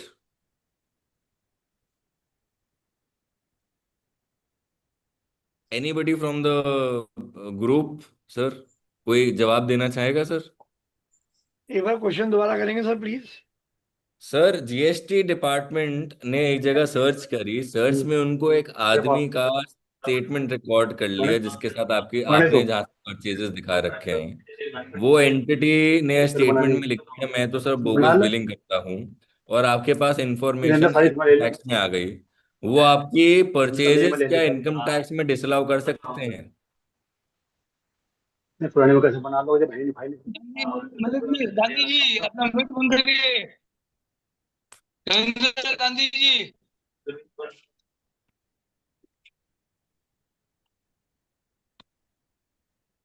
GST के सर्वे के इनकम डिसअलाउंस की आप बात कर रहे हैं ना जी सर? अब तो इंटर डिपार्टमेंटल डाटा एक्सचेंज हो ही रहा है अब आजकल तो। नहीं, डाटा उसमें गलती भी नहीं है, होना भी चाहिए सर। जैसे मैंने कहा, इंक्वायरी, कहाँ से इंक्वायरी जरूर शुरू करें इनकम टैक्स डिपार्टमेंट। मुझे सर, क्रॉस मेरा सवाल थोड़ा आगे है, मेरा सवाल आगे है। आज इंक्वायरी हुई, डेटा आप इनकम टैक्स आपके असेसिंग ऑफिसर के पास आ गया, आपके असेसिंग ऑफिसर के पास एक स्टेटमेंट और मटेरियल आता है जो आपको 148 में कहते हैं कि साहब आपका तो जो जिनसे आपने परचेजेस करी हैं वो परचेजेस बोगस हैं, उन्होंने अपनी स्टेटमेंट में बोल दिया है आपका, और आपकी वो असेसमेंट कंक्लूड कर देता है। मैं कहता हूँ चलिए एक स्टेप और आगे जाता हूँ, वो आपकी परचेजेस डिसअलाउ ही कर देता है असेसमेंट में। तो ऐसा क्या मुझे क्रॉस परचेजेस, क्वेश्चन का मौका तो देगा या नहीं देगा? नहीं क्रॉस एग्जामिनेशन आप मांगिए, मैं कहता हूँ वो तो सर टेक्निकल आर्गुमेंट आ गया कि हमने क्रॉस एग्जामिनेशन मांगा नहीं दिया, और बहुत अच्छा पॉइंट है, जरूर मांगना चाहिए। वेरी वाइज पॉइंट सचदेवा साहब, हमें बस मांग लेना चाहिए एक लाइन में, हम उसको ज्यादा ना बोलते रहें उस बात पे कि दीजिए दीजिए दीजिए, हम एक लाइन लिख दें बस, Andaman timber supreme court ITAT के स्टेज पे काम आ जाएगा हमारे। बिल्कुल बिल्कुल। बट सर सवाल है, अभी वो असेसमेंट कर देता है मेरिट पे, मेरिट पे टेक्निकलिटीज नहीं रख के, मेरिट पे क्या वो कर सकते हैं एडिशन, परचेजेस डिसअलाउ? अगर हम आपकी बात पे आए तो असेसमेंट में उस पर जो मर्जी करने दो, अगर वो हमारे को कर देते हैं तो आगे अपील में हमारे फेवर में है, हमारे पास सब कुछ डॉक्यूमेंट्री एविडेंस भी होंगे, हमारे पास क्रॉस एग्जामिनेशन भी होगा। सर, मैं क्रॉस एग्जामिनेशन और इसकी बात पे जाता ही नहीं, मैं कहता हूँ एक एसएससी आ गया जिसने लेट से नहीं मांगा, बस मेरिट मेरिट की बात रह गई। तो सर चलिए मैं आता हूँ आगे। मैं आपके क्वेश्चन पे आया नहीं, इसका मतलब सही से नहीं नहीं, तो सर अब जो हमारा फर्स्ट फंडामेंटल था जिससे मैंने बात शुरू करी कि इनकम टैक्स एक्ट सेपरेट है, जीएसटी सेपरेट है। अब साहब इनकम टैक्स में अगर आप मेरी सेल्स एक्सेप्ट कर लेते हैं, मैं सर क्रॉस या किसी पे नहीं जाता, मेरी सेल्स एक्सेप्टेड है, तो क्या आप, मैं क्या हवा से सामान लेके आया जो मैंने आगे बेच दी? मेरी बुक्स जब तक रिजेक्ट नहीं होती अंडर 145 सब क्लॉज 3, जो एक स्पेसिफिक प्रोविजन है under the income tax act which governs it, आप मेरी purchases solely on that basis disallow नहीं कर सकते। And at the same time, very important point raised by Sachdeva साहब, आप असेसमेंट टाइम में उनसे सारा मटेरियल की एग्जैक्ट कॉपी मांगिए। वो आपको स्टेटमेंट के 2 क्वेश्चन दे दें, उससे नहीं चलेगा। आप उनसे मांगिए पूरी कॉपी।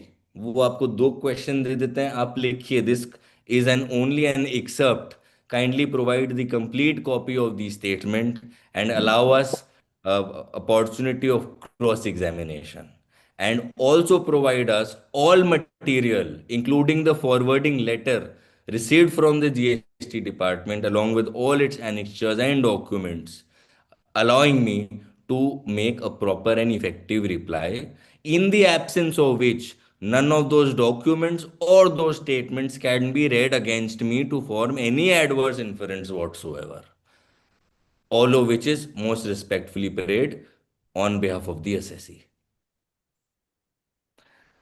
तो साहब, जब sales, and this is a very important point, GST is a special law, income tax is a special law, the assessing officer will have to disallow your books. Unless and until he disallows your books, he cannot pick and choose what is what is the specific. He cannot only disallow an entry in books, he cannot disturb your books unless and until he disallows your books. Now, sir, on in this regard, I will like to rely on one judgment. 22 जनवरी 2025 की judgement है sir, Delhi high court की, देवत Ram and company limited, writ petition number 14258 of 2024, Delhi high court, देवत Ram company private limited. साहब, इसमें issue क्या था, मैं आपको इशू दिखाता हूँ। इशू में 148 आया, 148 AB टू दी एसएससी। उसमें क्या लिखा था साहब कि information was received in this office duly send by DDIT investigation Rourkela in the case of Devat Ram company, as per case related information details wherein the beneficiary has bogus purchases from dummy companies entities as mentioned in the verification report, wherein it is found that during 19-20 Devataram Company Private Limited made bogus purchases of rupees so and so, as per GST department has shared information regarding the said entity, wherein it has seen that the said entity was involved in bogus purchasing from Messrs so and so, and therefore it is observed that rupees 2 crore 93 lakh 20,072 rupees remain unverified, unexplained. अब साहब, इसमें बड़ा अच्छी findings देते हैं court, and this is a writ jurisdiction minded sir, appeal में नहीं गए, 148 चैलेंज करते करते ही directly in writ jurisdiction the high court has quashed the 148. while questioning what did the high court hold. 9. It is also necessary to note that the details of purchase and sales provided by the petitioner did indicate that the petitioner had made profits on the transactions. Since the purchases were directly linked to sales and goods had moved directly from MSCPL to the purchasers, any doubt as to the purchases would also negate these sales. Sir, इसका क्या मतलब है? इसका क्या मतलब है साहब कि अगर आप मेरी बुक्स डिसअलाउ नहीं करते तो आपको साहब मेरी सेल्स भी तो कम करनी पड़ेंगी। डिपार्टमेंट से साहब पूछते हैं कि साहब सेल्स आपने कम कर दी? नहीं, सेल्स कम करेंगे तो साहब इनकम कम हो जाएगी, and net net. Same way हमारे जीएसटी में है सर, अगर आप मेरे को ये कह रहे हैं कि बोगस अपना परचेज है मेरी, तो हमें सेल्स भी कम करो। बिल्कुल, आप कहाँ एब्सोल्युटली, से कह रहे हो कि मैंने सेल कर दी और मेरे पास परचेज आई नहीं? बिल्कुल बिल्कुल, absolutely, very right sir, very true. तो on that note, court said कि even the sales of the good were required to be considered as non-existent. Thus, in any value, there would be no question of any income escaping assessment. The AO has not expressed any apprehension or doubt regarding the sales and purchases, and in our view, so rightly, both the purchases and sales were through banking channels, and therefore, we quashed the entire assessment. And sir, 140 53 invoke करने के लिए एक बहुत ही बड़ी इन्फर्मिटीज दिखानी होती हैं, जो अभी वेरी रीसेंट, अभी जून 25 का ही ऑर्डर है इन छत्तीसगढ़ हाईकोर्ट का, in Sunil Kumar Agarwal. And a very beautifully worded judgement if I may say, मतलब everything has been discussed in such a very nuanced manner कि what are the principles which will govern your cancer rejection of books. Therefore at the same time हमें ये बड़ा ध्यान रखना है कि हम कितना प्रोब कर रहे हैं असेसिंग ऑफिसर को। हम कागज ऐसे तरीके से दें कि वो एडिशन जो करना चाहे करे, बुक्स डिसअलाउ ना करे। और बुक्स डिसअलाउ भी अगर करे तो हम ऐसी चीजें दिखा पाए कि वो बुक्स डिसअलाउ कर ही नहीं सकता था। We need to plan in a manner like this and therefore. तो सर ये दौलत राम की जजमेंट आ गई, एंड बहुत सारी और आईटीआईटी की on this ground there are many judgments to that effect. Now sir I will like to then come to a factor which has not been discussed by courts yet, but I have been thinking about this factor since a long time. Ki sir, what is the difference? Please, sir. I have a just small Please. Question. जैसे हमारे इस case में ये हुआ कि हमारी आपने purchase आपने फेक बोल दी, बोगस बोल दी, उसके अगेंस्ट मैं इनपुट ले चुका हूँ। जी अल्टीमेटली आपने मेरा असेसमेंट कर दिया, मेरी आपने परचेजेस भी रिजेक्ट कर दी और सेल्स भी आपने रिजेक्ट कर दी, मेरा असेसमेंट कर दिया, ओके डन। अब डिपार्टमेंट कहता है कि आपने वो इनपुट लिया था जो कि फेक इनपुट था, मैं उस पर पीनल प्रोविजन की कार्रवाई करूंगा, देन व्हाट?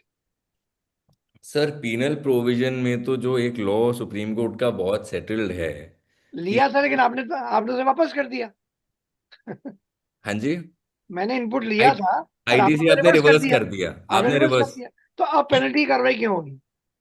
सर आपने अगर रिवर्स भी कर दिया तो आपका इंसिडेंट ऑफ टैक्स जो है सर, अगेन डिपार्टमेंट की साइड से, because I have argued on behalf of DRI and GST before the high courts, तो sir department's view will be that your incident of tax is not at the stage of reversal, it is at the stage when the entry hits your account.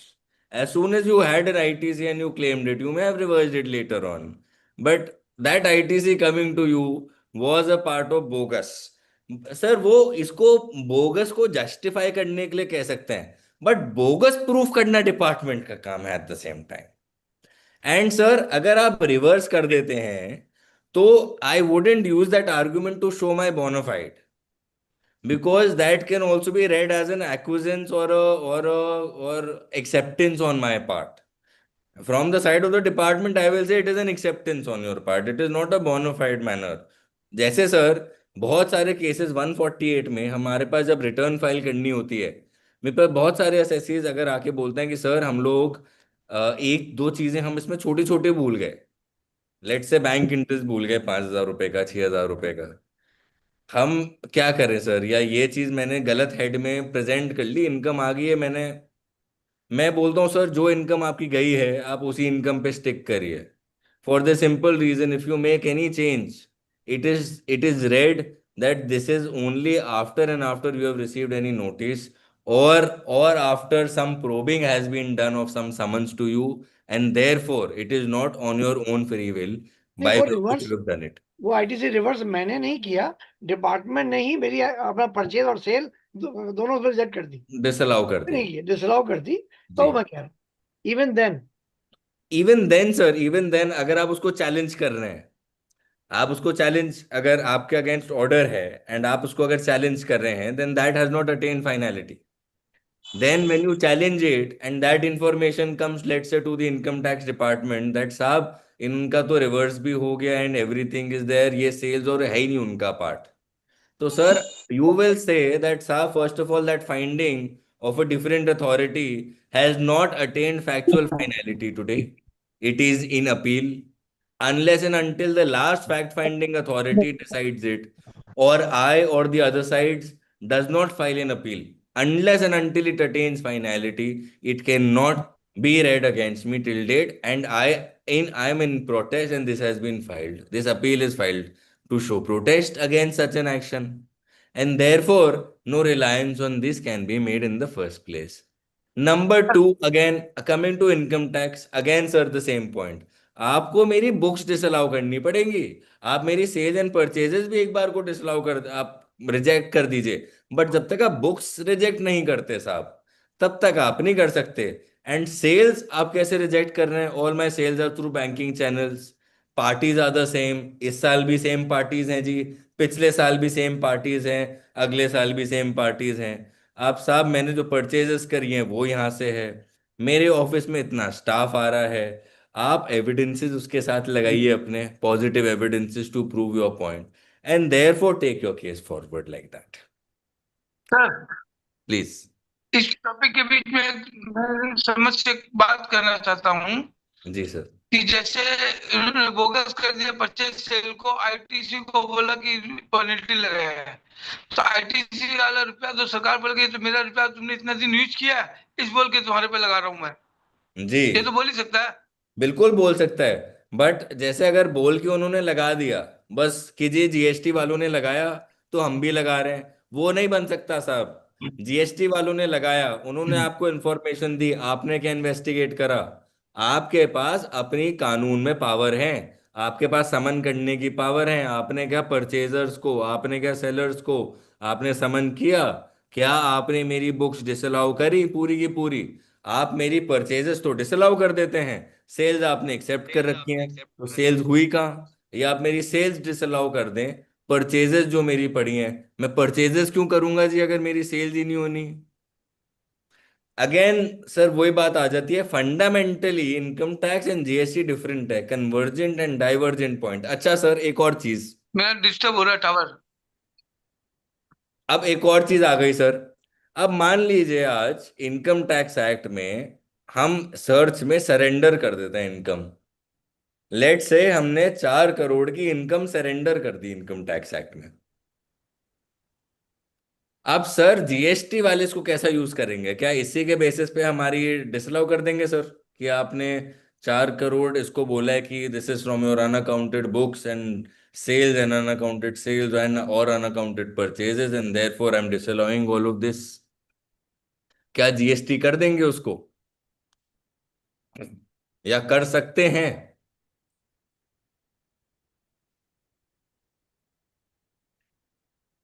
Sir इसका answer होएगा कि मैं income tax act में जो surrender करता हूं वो होती है मेरी इनकम। मेरी इनकम डिराइव होती है, मैं सेल्स में से अपने सारे खर्चे निकालूं, मैं अपनी इनकम डिराइव करूं, उस इनकम पे टैक्स दूंगा। मान लीजिए मैं 2 करोड़ की अगर इनकम डिस्क्लोज कर देता हूं अपनी सर्च में, तो क्या यूज करने का मतलब तो ये हो जाएगा कि फिर then income tax authorities will have to extrapolate कि 2 करोड़ इनकम कमाने के लिए कितनी सेल करनी पड़ेगी आदमी को। वो सेल्स तो पता नहीं कितने, 50, 100, 100 करोड़ में पहुंच जाएगी, तो 100 करोड़ के बेसिस पे मेरी अब चीजें होंगी। Therefore, the foundation comes that GST and income tax is different. Now sir हम सर्च का प्रोविजन देखते हैं, तो income tax is governs under section 132, your GST is under section 67, and 67 में आपका इंस्पेक्शन भी रहता है which is 67(1), and search and seizure भी रहता है which is under 67(2). Now sir one very important factor and difference which I feel exists under the income tax search and the GST search is that reasons to believe जो होते हैं sir, search से पहले दोनों जगह record होने होते हैं। Income tax categorically says that those reasons have not to be disclosed before the assessee. GST is silent on that. Therefore, in a GST search, let's say some other information has been received from some party that you are doing bogus purchases or through bogus billing and आपके ऊपर search हो जाती है, that aspect of reasons to believe of the search being conducted are very important, and these aspects will have to be considered, will become very important technical aspects. अभी GST tribunal आ रही है, आप देखिएगा कि कितने टेक्निकल आर्गुमेंट्स जीएसटी की searches on this grounds will come out. Now sir, statement की power under income tax 132(4) we are all aware, but under section 67 I don't see any power of statement which can be recorded, though a power of summons exists which is being ruthlessly being used by the department. But search की statement में कोई power section 67 में state search के time नहीं दी गई है at the time of GST. तो sir question remains and it is of utmost importance कि साहब सर्च के टाइम अगर कोई स्टेटमेंट रिकॉर्ड करवा लेते हैं तो स्टेटमेंट की वैलिडिटी कितनी रहती है. I see in a lot cases they record statements. In most cases, GST they are not recording statements, but they're issuing summons and then asking you to record statements. But assuming आपसे record करा भी लेते हैं at the time of search, then sir, what should be done? Saab, your retraction should come as early as possible. Number one, as early as possible, and I cannot emphasize enough. मैं इस पे और ज्यादा जोर नहीं डाल सकता कि कब आपकी रिट्रैक्शन आनी चाहिए. आप रिट्रैक्शन महीनों बाद करें, 6 महीने 4 महीने बाद जाके आप बोलते हैं कि साहब मेरी स्टेटमेंट गलत रिकॉर्ड कर ली थी, मेरे से जोर जबरदस्ती करवा लिया इन्होंने, तो साहब department and the government and the courts will not accept your interaction, will not accept your interaction. आपका रिट्रैक्शन जाना चाहिए सबसे जल्दी if a statement has been taken under coercion या गलत रिकॉर्ड हो रही है, and should go along with supporting evidences if possible. कि साहब मेरे से उन्होंने यहाँ साइन करने के लिए बोला तो मैंने साइन करा लिया, मेरे जाने के लिए रेडी नहीं थे. DRC 03 करा लेते हैं आजकल सर्च के टाइम में आपसे हाथ के हाथ ही साइन. तो आप उसी का लिखिए कि DRC 03 मेरे से वॉलंटरीली नहीं करवाया गया है, इन्होंने बोला हम सर्च कंप्लीट करके तभी जाएंगे जब आप DRC 03 साइन कर देते हैं. और इसी के वजह से मैंने DRC 03 साइन करी, क्योंकि मेरे घर पे मेरे माँ बाप, मेरे फैमिली, मेरा परिवार सब बहुत था. मैं उस टाइम मेंटल एगनी में था, मैं मेंटल प्रेशर में था, मैं इतने स्ट्रेस में था कि मैं समझ नहीं आ पा रहा था. और मैं स्ट्रेस को खत्म करने के लिए इन्होंने जो मेरे को बोला मैंने कर दिया. तो your retraction should come at the earliest convenience. If it is delayed उतनी ही आपकी रिट्रैक्शन की वैल्यू कम होती रहेगी, number one. But let's come to the bigger issue. क्या वो जीएसटी की स्टेटमेंट जब सर्च के टाइम में कोई पावर ही नहीं है स्टेटमेंट रिकॉर्ड करने की, क्या वो यूज हो सकती है? इनकम टैक्स में कानून सेटल्ड है दैट साहब your income tax statement is not incriminating unless and until something has been found during the course of search which is corroborated by your statement. Only then can your statement be relied upon. If there is no material but only your statement, then your statement is not. गलत चौरसिया जी अपने mute करिए. Then your statement alone cannot be read as an incriminating material, no matter what your admission has been. Therefore, it still remains income tax में search में statement की power है, तब भी साहब ये कानून बना है. जीएसटी की सर्च के प्रोविजन में कोई स्टेटमेंट रिकॉर्ड करने की पावर नहीं है.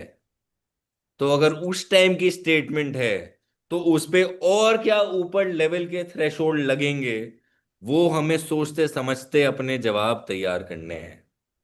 कि that statement has been rebutted, that statement is completely borrowed, there is no provision taken. आप इंस्पेक्शन लगाइए, आप दूसरी पार्टी जिसकी स्टेटमेंट है उनसे कंफर्मेशन लेके लगाइए, आप अपने एविडेंसेस लगाइए. अब सर इनकम टैक्स में एक प्रिजम्पशन आता है सेक्शन 292C का, कि साहब अगर कोई बुक्स ऑफ अकाउंट्स, कोई डॉक्यूमेंट्स, कोई डेटा आपके पास से मिला है तो प्रिज्यूम करा जाएगा साहब कि ये आपका है. It belongs to the assessee, to the person from whom it is found.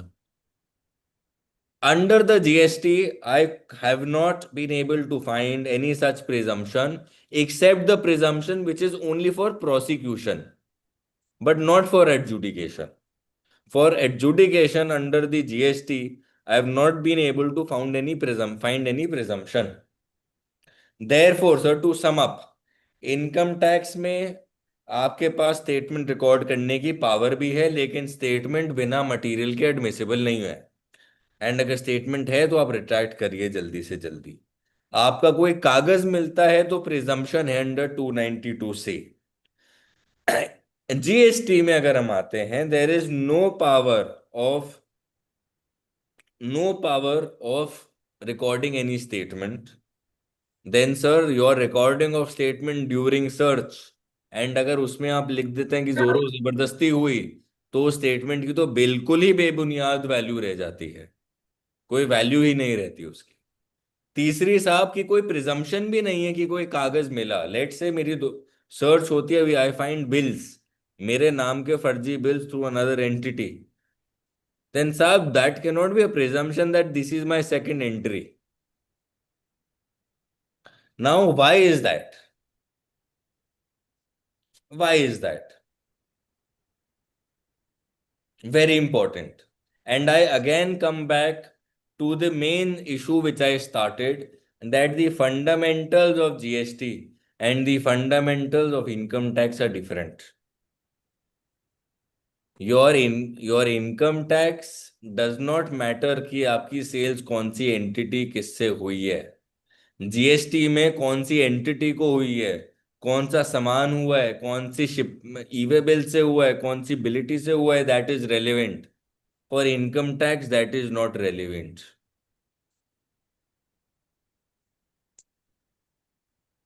And therefore all these differences have to be considered and ought to be considered before making any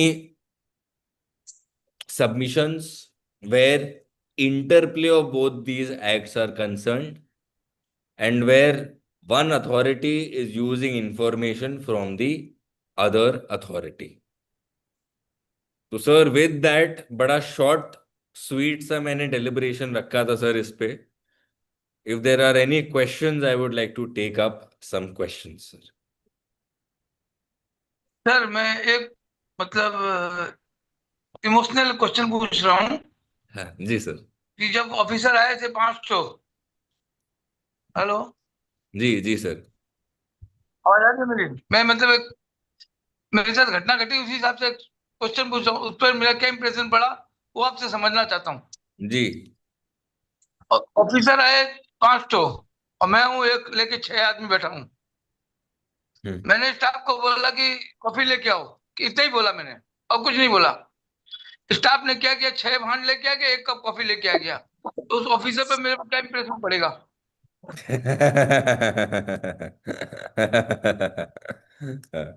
नहीं sir, ये तो गलत बात है। देखिए तो staff ने तो वही बुद्धि, वो तो 1 लेके आए अपने हिसाब से, इसमें हम लोग डेली बांट के पीते हैं, वैसे पी रहे अपने लोग सब मिलके। नहीं नहीं सर, चाहे तो देखिए अगर ऑफिसर 6 हैं तो मैं तो कहूंगा 12 लेके आइए सर, क्योंकि सर्च करने आए हैं तो इतनी जल्दी जाएंगे भी नहीं। तो मैं तो बोलूंगा पूरी एक्चुअल पूरी हुआ क्या, वो केसली जब मंगवा पिए लीजिए ना सर समझ आप में अगली आया बार कुछ बोल मिलता के। नहीं है, 2 मिनट हाथों वहां से निकल गए। नहीं नहीं जी। नहीं नहीं, मेरे पास बोले तो 4 साल का जीएसटी टैक्स नहीं हो रहा है। तो मैं कहा सर मैं जो आरसीएम से भर रहा हूँ, एडजस्ट कर रहा हूँ, तो टैक्स कैसे नहीं हो रहा है? मैं तो टैक्स दे रहा हूँ, एडजस्ट कर रहा हूँ। बिल्कुल। तो उन लोगों ने समझा कि ये बात को समझ रहे हैं। और इस मंथ से जो मैं एक व्यापारी हूँ, तो एडवोकेट सीए नहीं हूँ। इस मंथ से जो मैं पढ़ रहा हूँ उसका यूटिलाइज कर रहा हूँ, उसका बेनिफिट मेरे को मिल रहा है। ऑफिसर को 5 क्वेश्चन पूछने को बोला, 5 जब जवाब मैंने दिया तो मैं कहा छठा मैं पूछूंगा सर आपसे। बोले नहीं, आपसे पूछने का दरकार नहीं, हम लोग जा रहे हैं यहाँ से। नहीं नहीं, बहुत ही बढ़िया सर। ऐसी देखिए तभी है sir, knowledge is power and information is power. And sir ये जो ग्रुप है, जो सबका इनिशिएटिव है, it is a very good initiative जो उपकाश ने ये लिया है for all the seminars, and it is always an enriching experience sir. जी संकल्प सर नमस्कार, गुड इवनिंग संकल्प सर। जी नमस्कार अग्रवाल साहब, कैसे हैं आप? मैं अभी ठीक नहीं हूँ। मेरी वायरल हुआ था बट अभी तक ठीक नहीं हो पा रहा। अनफॉर्चुनेटली 3 सितंबर से चल रहा है। अरे अरे, अभी सो सॉरी पता टू हियर दैट। एंड उसके बाद भी आप टाइम निकाल के आए हैं, वेरी नहीं। Thankful sir. संकल्प जी, मुझे दो चीजें करना। आज आपने बहुत ही अच्छा एक हॉट टॉपिक चूज करा। जो उसमें मेरे दो थे कि बोगस परचेज में फर्स्ट 69C इन्वोक किया जा सकता है in respect to the if I see the Bombay High Court decision in common impacts जो उन्होंने जनवरी में दिया था। बिकॉज आपने जो ओरिजिनल परचेज करी थी, इट जी was purchase from the unaccounted source. We are saying it जी is they are not denying there was no purchase. The question is the original purchase which was not accounted for was जी out of the unrecorded, it was unrecorded expenditure. That is why they invoked the 69C and held it is 69C and invoked in the common impacts. And जी secondly, search and seizure के case में normally transactions की list ledger या कुछ कच्चे bill या कुछ मिलते हैं जिसमें ट्रांजेक्शन वो 2 लाख से ऊपर के मिलते हैं, तो उसके पास वो स्पेसिफाइड ट्रांजेक्शन होगा 269 एस 7 डी की पेनल्टीज का, उसमें क्या सीन रहेगा सर? सर, पहला तो क्वेश्चन आपका 69C का। डिपार्टमेंट इसको बिल्कुल आपको सर आपके ऊपर एडिशन करती है, ऐसे एडिशन आ भी रहे हैं। 115 BB में आप लगेंगे भी। कोमल इम्पैक्ट्स का सर बहुत अच्छा डिसीजन है सर उस पे जी कि it will not apply only directly and it should be seen in a different light. But sir 69 again I would come back to the same point. Any provision 68, 69, 69A, B, C किसी में भी आ जाए, different circumstances भी जो cover होती है, investment भी हो, कुछ भी हो, आपकी ओनस हमारे ऊपर है sir. Correct. That onus has to be discharged.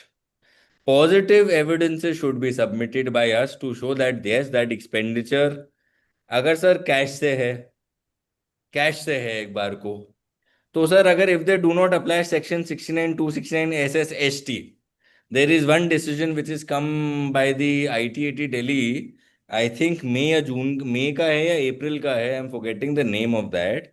अगर 269 SSNST का प्रोविजन नहीं लग रहा, लेकिन assessee is able to establish either through cash also if he has made that payment of that expenditure, and he has shown that that expenditure is genuine, and that yes, that goods were received, and he is able to demonstrate that goods were received by him and for which he had made this expenditure, and payment of expenditure is also satisfied, no addition can be made.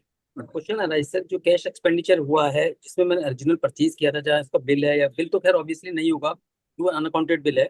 बिल्कुल तो किसी पे कोई proof हो सकता है invert का, मैंने अपना सेल्फ जनरेटेड इनवर्ट का, क्योंकि थर्ड पार्टी एविडेंस तो उसमें जीरो रहेगा सर, क्योंकि अनअकाउंटेड परचेज है मेरी। बट वो ट्रांजेक्शन तो मेरा अनरिकॉर्डेड रहा, और 69 से को सर अनरिकॉर्डेड रहा तो आ ही नहीं सकता इन योर बुक्स। 69 का डेफिनेशन है एक्सपेंडिचर सर। एक्सपेंडिचर। तो आपका 69 में तो something which is not recorded it is in your books of accounts. If you read the, अगर सर इसको परचेज को देखो, बोगस परचेज दो तरह की होती है। एक तो बोगस हुई, मैंने एक बिल्कुल ही बोगस होगी। मैंने एक्चुअल बोगस, नहीं सर, वो मैंने इनफ्लेट वाली, सामान खरीदा कच्चे, मैंने सामान इनफ्लेट एक्चुअल खरीदा है। इनफ्लेट वाली की मैं बात नहीं कर रहा हूँ, मैं बात जी कर रहा हूँ एक एक्चुअल परचेज करी, बट उसका बिल मैंने किसी हवाला ऑपरेटर से ले ली, जी और वो हवाला ऑपरेटर एक कैटेगरी बोलता है कि साहब मैंने इसका जो चेक था, कैश के बदले चेक था, कमीशन काट के लौटा दिया है। जी है ना, जो और परचेज उसमें ये वाला एक वर्डिंग नहीं बिल्कुल आती है, उसमें ये बिल्कुल वर्डिंग नहीं आती है। बिल्कुल है ना, इस केस में जो हो जाता है, तो इस केस में मैं कहता हूँ साहब मेरी परचेजेस तो एक्चुअल थी, बट कैश लौट के ही आ गई मैंने, बट अपने परचेजेस में पूरी थी, तो उस केस में 69C का ऑनर्स मैं कैसे डिस्चार्ज कर सकता हूँ? सर एक तो आपका सबसे पहले तो sir I come to your first point. आपकी अगर उसने परचेजेस डिसअलाउ, जो आपकी परचेजेस डिसअलाउ करने के लिए बोल रहे हैं, वो अगर आपकी बुक्स डिसअलाउ नहीं हो रही, again sir double entry system जो है इनकम टैक्स एक्ट का सैक्रोसैंक्ट रहता है। जब तक वो आपकी वो बुक्स डिसअलाउ नहीं कर देता, वो पहला तो उसके लिए सबसे प्रॉब्लम यही आना है, सबसे first issue. Number let second problem ही गेट्स योर बोगस बिल्स, जिसके बेसिस पे वो 69C लगाता है सर आपका। आपने सर अपनी बुक्स में एक्स परचेजेस दिखा रखी हैं, एक आपने परचेजेस दिखा रखी होंगी, आपने सेल्स कर रखी होंगी, आपने उसके बेसिस पे इनकम डिराइव करी होगी। आपकी अगर परचेजेस रिकॉर्डेड हैं बुक्स में, ये अनअकाउंटेड तो रिकॉर्डेड होंगी ही नहीं सर। जब रिकॉर्डेड ही नहीं होंगी, आपका तो सिंपल आना है that this is a denial, that I have not undertaken any of these transactions. When there is no record of such transaction, जब ये आपने बुक्स में रिकॉर्ड नहीं करें, Why to take the onus on yourself that you have undertaken these transactions? आप तो बस ये बोलो जो मैंने ट्रांजैक्शन करी है वो मैंने यही करी है जो मेरी बुक्स में है, which is my purchases and my sales. And unless my purchases and my sales are disallowed or my books are disallowed, my sales and purchases cannot be disturbed. And therefore this addition of section 69C, let's say now come has come from a point GST authorities से आया है या किसी authorities से आया है, कोई statement है, तो यहाँ ये वाला case will be a classic case जिसमें आप इतना एंगल अपना मेरिट का रखिए एंड पार्शली इस केस को तैयार करिए फ्रॉम दैट एंगल कि साहब सारा मटेरियल आप मेरे को सप्लाई करिए. वो मटेरियल ईओ सप्लाई नहीं करेगा आपको. आप उससे स्टेटमेंट मांगिए, वो स्टेटमेंट आपको नहीं देगा. आप उस स्टेटमेंट में क्रॉस एग्जामिनेशन मांगिए at the fag end of the assessment, वो आपको नहीं देगा. And therefore the material, sole material against you will be defeated, and you will say that material cannot be read against me. What can be read against me and what is correct are my audited or unaudited, as the case may be, books of accounts. And therefore, unless the books have been disturbed, there is nothing which remains. Thank you, sir. Thank you. Please, my pleasure, Agarwal sir. Sir cash वाला और रह गया, cash वाला और रह गया. अपने cash आपके आने के पहले ही हम लोग कुछ अगर वो चर्चा 2 कर लाख रहे थे 2 लाख से ऊपर वाला अगर कैश एक और बोत्रा साहब, एक क्वेश्चन और है सर, एक सेकंड. जी अग्रवाल साहब प्लीज. सर उसमें था कि अगर उसके केस अनअकाउंटेड सेल परचेज के ट्रांजेक्शन 2 लाख से ऊपर वाले मिलते हैं तो स्पेसिफाइड ट्रांजेक्शन के लिए उसका क्या ट्रीटमेंट रहेगा? तो सर उनको एडिशन करनी है 269 SSST में sir. Charging provision of tax वो रहेगा आपका, या 48 लगेगा. एंड 48 में भी आपका अगर वो वाली चीजें आती हैं तो साहब आप पूछेंगे मेरे को, आप ये इन्फॉर्मेशन दिखाइए कि हर रोज की 10,000 से ज्यादा है. आप मेरे को ऐसी इन्फॉर्मेशन दिखाइए कोई कि साहब ये इन्फॉर्मेशन मैं हर दिन में 10,000 से ज्यादा कर रहा हूँ. 48 पे नहीं जा रहे हम, तो वो तो बहुत छोटी चीज रहती है क्योंकि वो डिसअलाउंसेस ही करता है. जी. मैं आपको पेनल्टी के लिए बात कर रहा हूँ, स्पेसिफाइड ट्रांजेक्शन्स का, क्योंकि उसमें बिल लगे हुए हैं, बिल लगा हुआ है या लेजर लिखा हुआ है, उसमें लिखा हुआ है डेट वाइज ये कैश गया था या बिल गया था. किसकी हैंडराइटिंग से है, ऑथर कौन है उसका, उसकी स्टेटमेंट किसने करी है, किसने लिखा है, किसने स्टेटमेंट दी है, कौन सी सर्कमस्टांसेस में दी है, वो डॉक्यूमेंट क्या है, कहाँ से मिला. All these factors will have to be weighed Agarwal साहब. This is I think a more detailed, more complex matter for which all these aspects will have to be seen. Thank you sir. Thank you. जी please.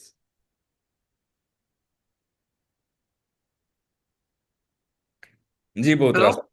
जी. अभी जैसे अब आप जाने के पहले हम लोग आपस में चर्चा कर रहे थे कि जिनकी आइटम टैक्सेबल से अब 0% हो गई लेकिन रुपया उनका क्रेडिट लेजर में पड़ा है, तो मैंने तो अपना जो सुझाव था कि भाई वो क्रेडिट लेजर में पड़ा है तो रहने दो, उसको रिवर्स करने की जरूरत नहीं है.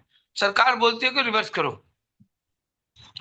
अब हम और एक व्यक्ति ने कहा कि हम दूसरी आइटम की सेल कर रहे हैं साथ में, अपनी दुकान में 4 वैरायटी रखे हैं, एक आइटम का 0 में आ गया, बाकी टैक्सेबल में है, तो हमारे को यूटिलाइज करना चाहिए. तो आप हम लोग को ऐसा ज्ञान दीजिए कि हम उसको इम्प्लीमेंट काउंसिल को भेजें कि हमारा पैसा क्रेडिट लेजर का रह जाए. सर ये इसके इस टॉपिक जो आपने छेड़ा है ना सर, ये इतना बड़ा टॉपिक है अपने आप में, इसके लिए पूरा 1 घंटे का सेमिनार और रखना पड़ेगा इसके लिए सर. हमारे ग्रुप में जितने आदमी है ना, 10 आदमी की क्वेश्चन यही है आज. नहीं बिल्कुल एंड इसी के लिए सर, क्योंकि कानून जो बनाया इन्होंने, आप कानून देके सर, मेरे पास अभी एक क्लाइंट आए, वो उन्होंने बोला कि सर मेरे आई क्रेडिट लेजर में 6 करोड़ का आईटीसी पड़ा है अनयूटिलाइज्ड, और मैं यूटिलाइज कर ही नहीं सकता, मेरा जो है बनता ही नहीं, ना मेरा बनेगा कभी, मैं क्या ये पैसा छोड़ दूं. आप लेकिन अगर कानून देखिए सर, रिफंड के प्रोविजंस देखिए, there are specific circumstances, specific things. Now that law is very nuanced, and उसके लिए sir we been planning to take a different angle of challenging constitutionality of a provision itself, कि provision ही गलत है. It is an illegal provision which has to be read down or be repealed. तो it is a very separate issue sir which has to be dealt, मतलब it is बहुत सारे sections and provisions का interplay है इसके बीच में, तो that will have to be seen separately sir.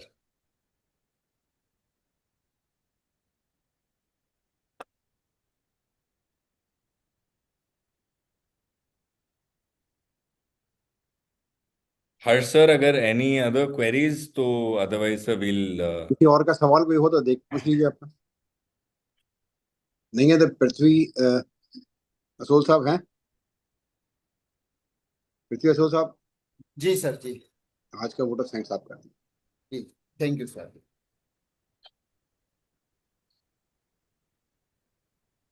सभी वेबिनार में उपस्थित हमारे आदरणीय मित्रों को सभी को नमस्कार, सभी को प्रणाम पेश करते हैं। उपकाश वेबिनार के 297 सफल आयोजन में सभी का समापन सत्र में स्वागत है। हम आज हमारे मुख्य वक्ता हमारे गुरु संकल्प मलिक जी को बहुत ध्यानपूर्वक सुन रहे थे। उन्होंने आज हमें इस सब्जेक्ट पे बहुत अच्छा उद्बोधन दिया। हम उनके लिए दो शब्द कहना चाहेंगे। हमारे गुरु संकल्प मलिक जी के लिए हैं।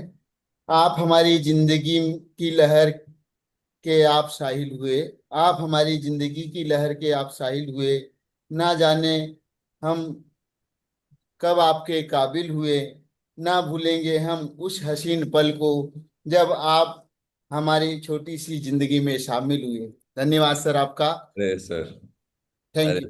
थैंक यू सो हम मच।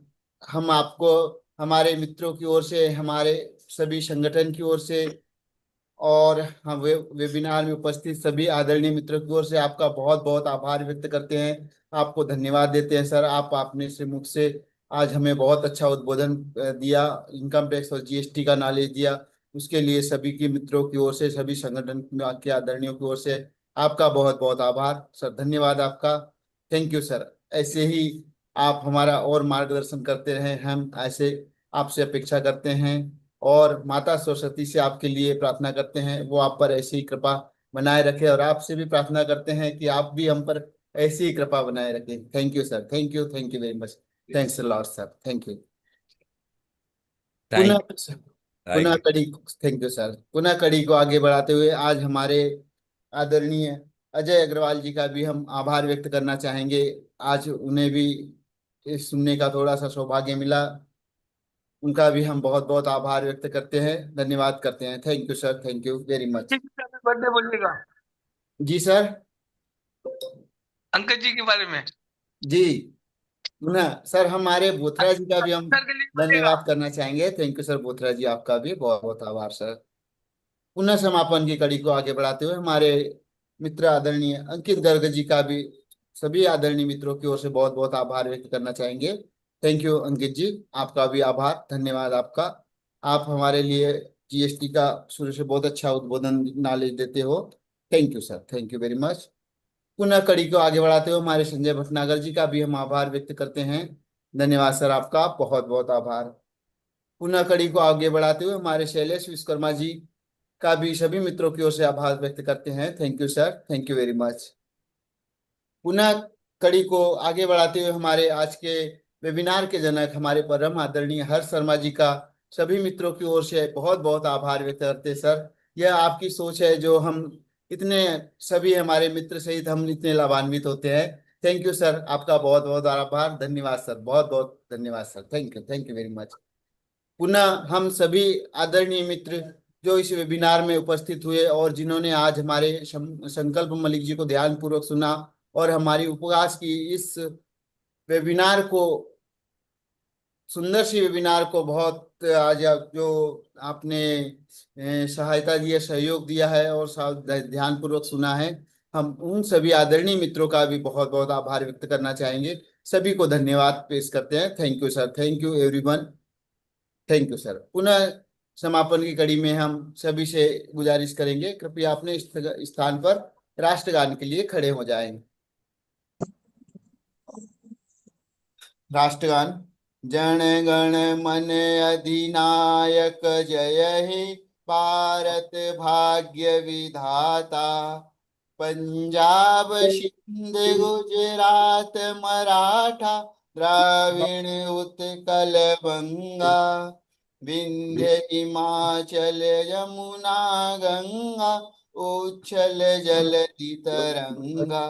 तब शुभ नामे जागे, तब शुभ आशीष मांगे, गाये तब जय गाथा। जन गण मंगलदायक जय हे भारत भाग्य विधाता जय हे जय हे जय हे जय जय जय जय हे भारत माता की जय। Thank you sir, thank you.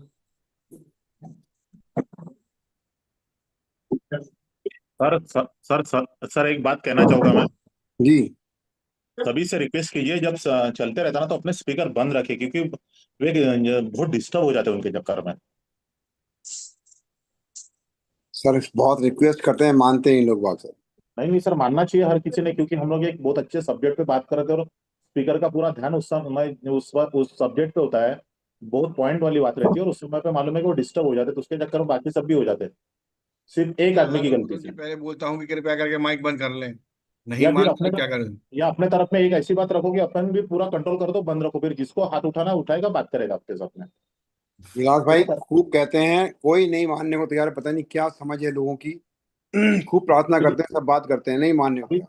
अभी देखिए सर का बहुत अच्छा चल रहा है, बीच बीच में आवाज आई तो उनके कारण वो कितने डिस्टर्ब हो गए, बोल नहीं पाते, लेकिन मालूम है समझना तो चाहिए हर किसी को। सही कह रहे हैं आप, आपकी बात से मैं सहमत हूँ, लेकिन क्या कर सकते हैं सर। नहीं सर, लॉक कर दिया जाए इनको, कोई बात नहीं, स्पीकर बंद कर दिया जाए, क्योंकि नहीं 2-3 बार बिल्कुल करोगे स्पीकर तो बंद कर देंगे, फिर लोगों के क्वेश्चन नहीं हो पाते। लोगों को ये नहीं मालूम, आज आज बताइए 5 साल हो जाएंगे चलते चलते वेबिनार को, अभी तक लोगों को ये नहीं मालूम इसके सिस्टम कि हमें हैंड रेज कहाँ से करना है, जिसमें आइकन बने हुए हैं कहाँ से हमें हैंड रेज करना है। बराबर है कि भी क्वेश्चन पूछना है तो हैंड रेज करें। बराबर है, सही, एक सिस्टम से होना चाहिए सारी चीजें।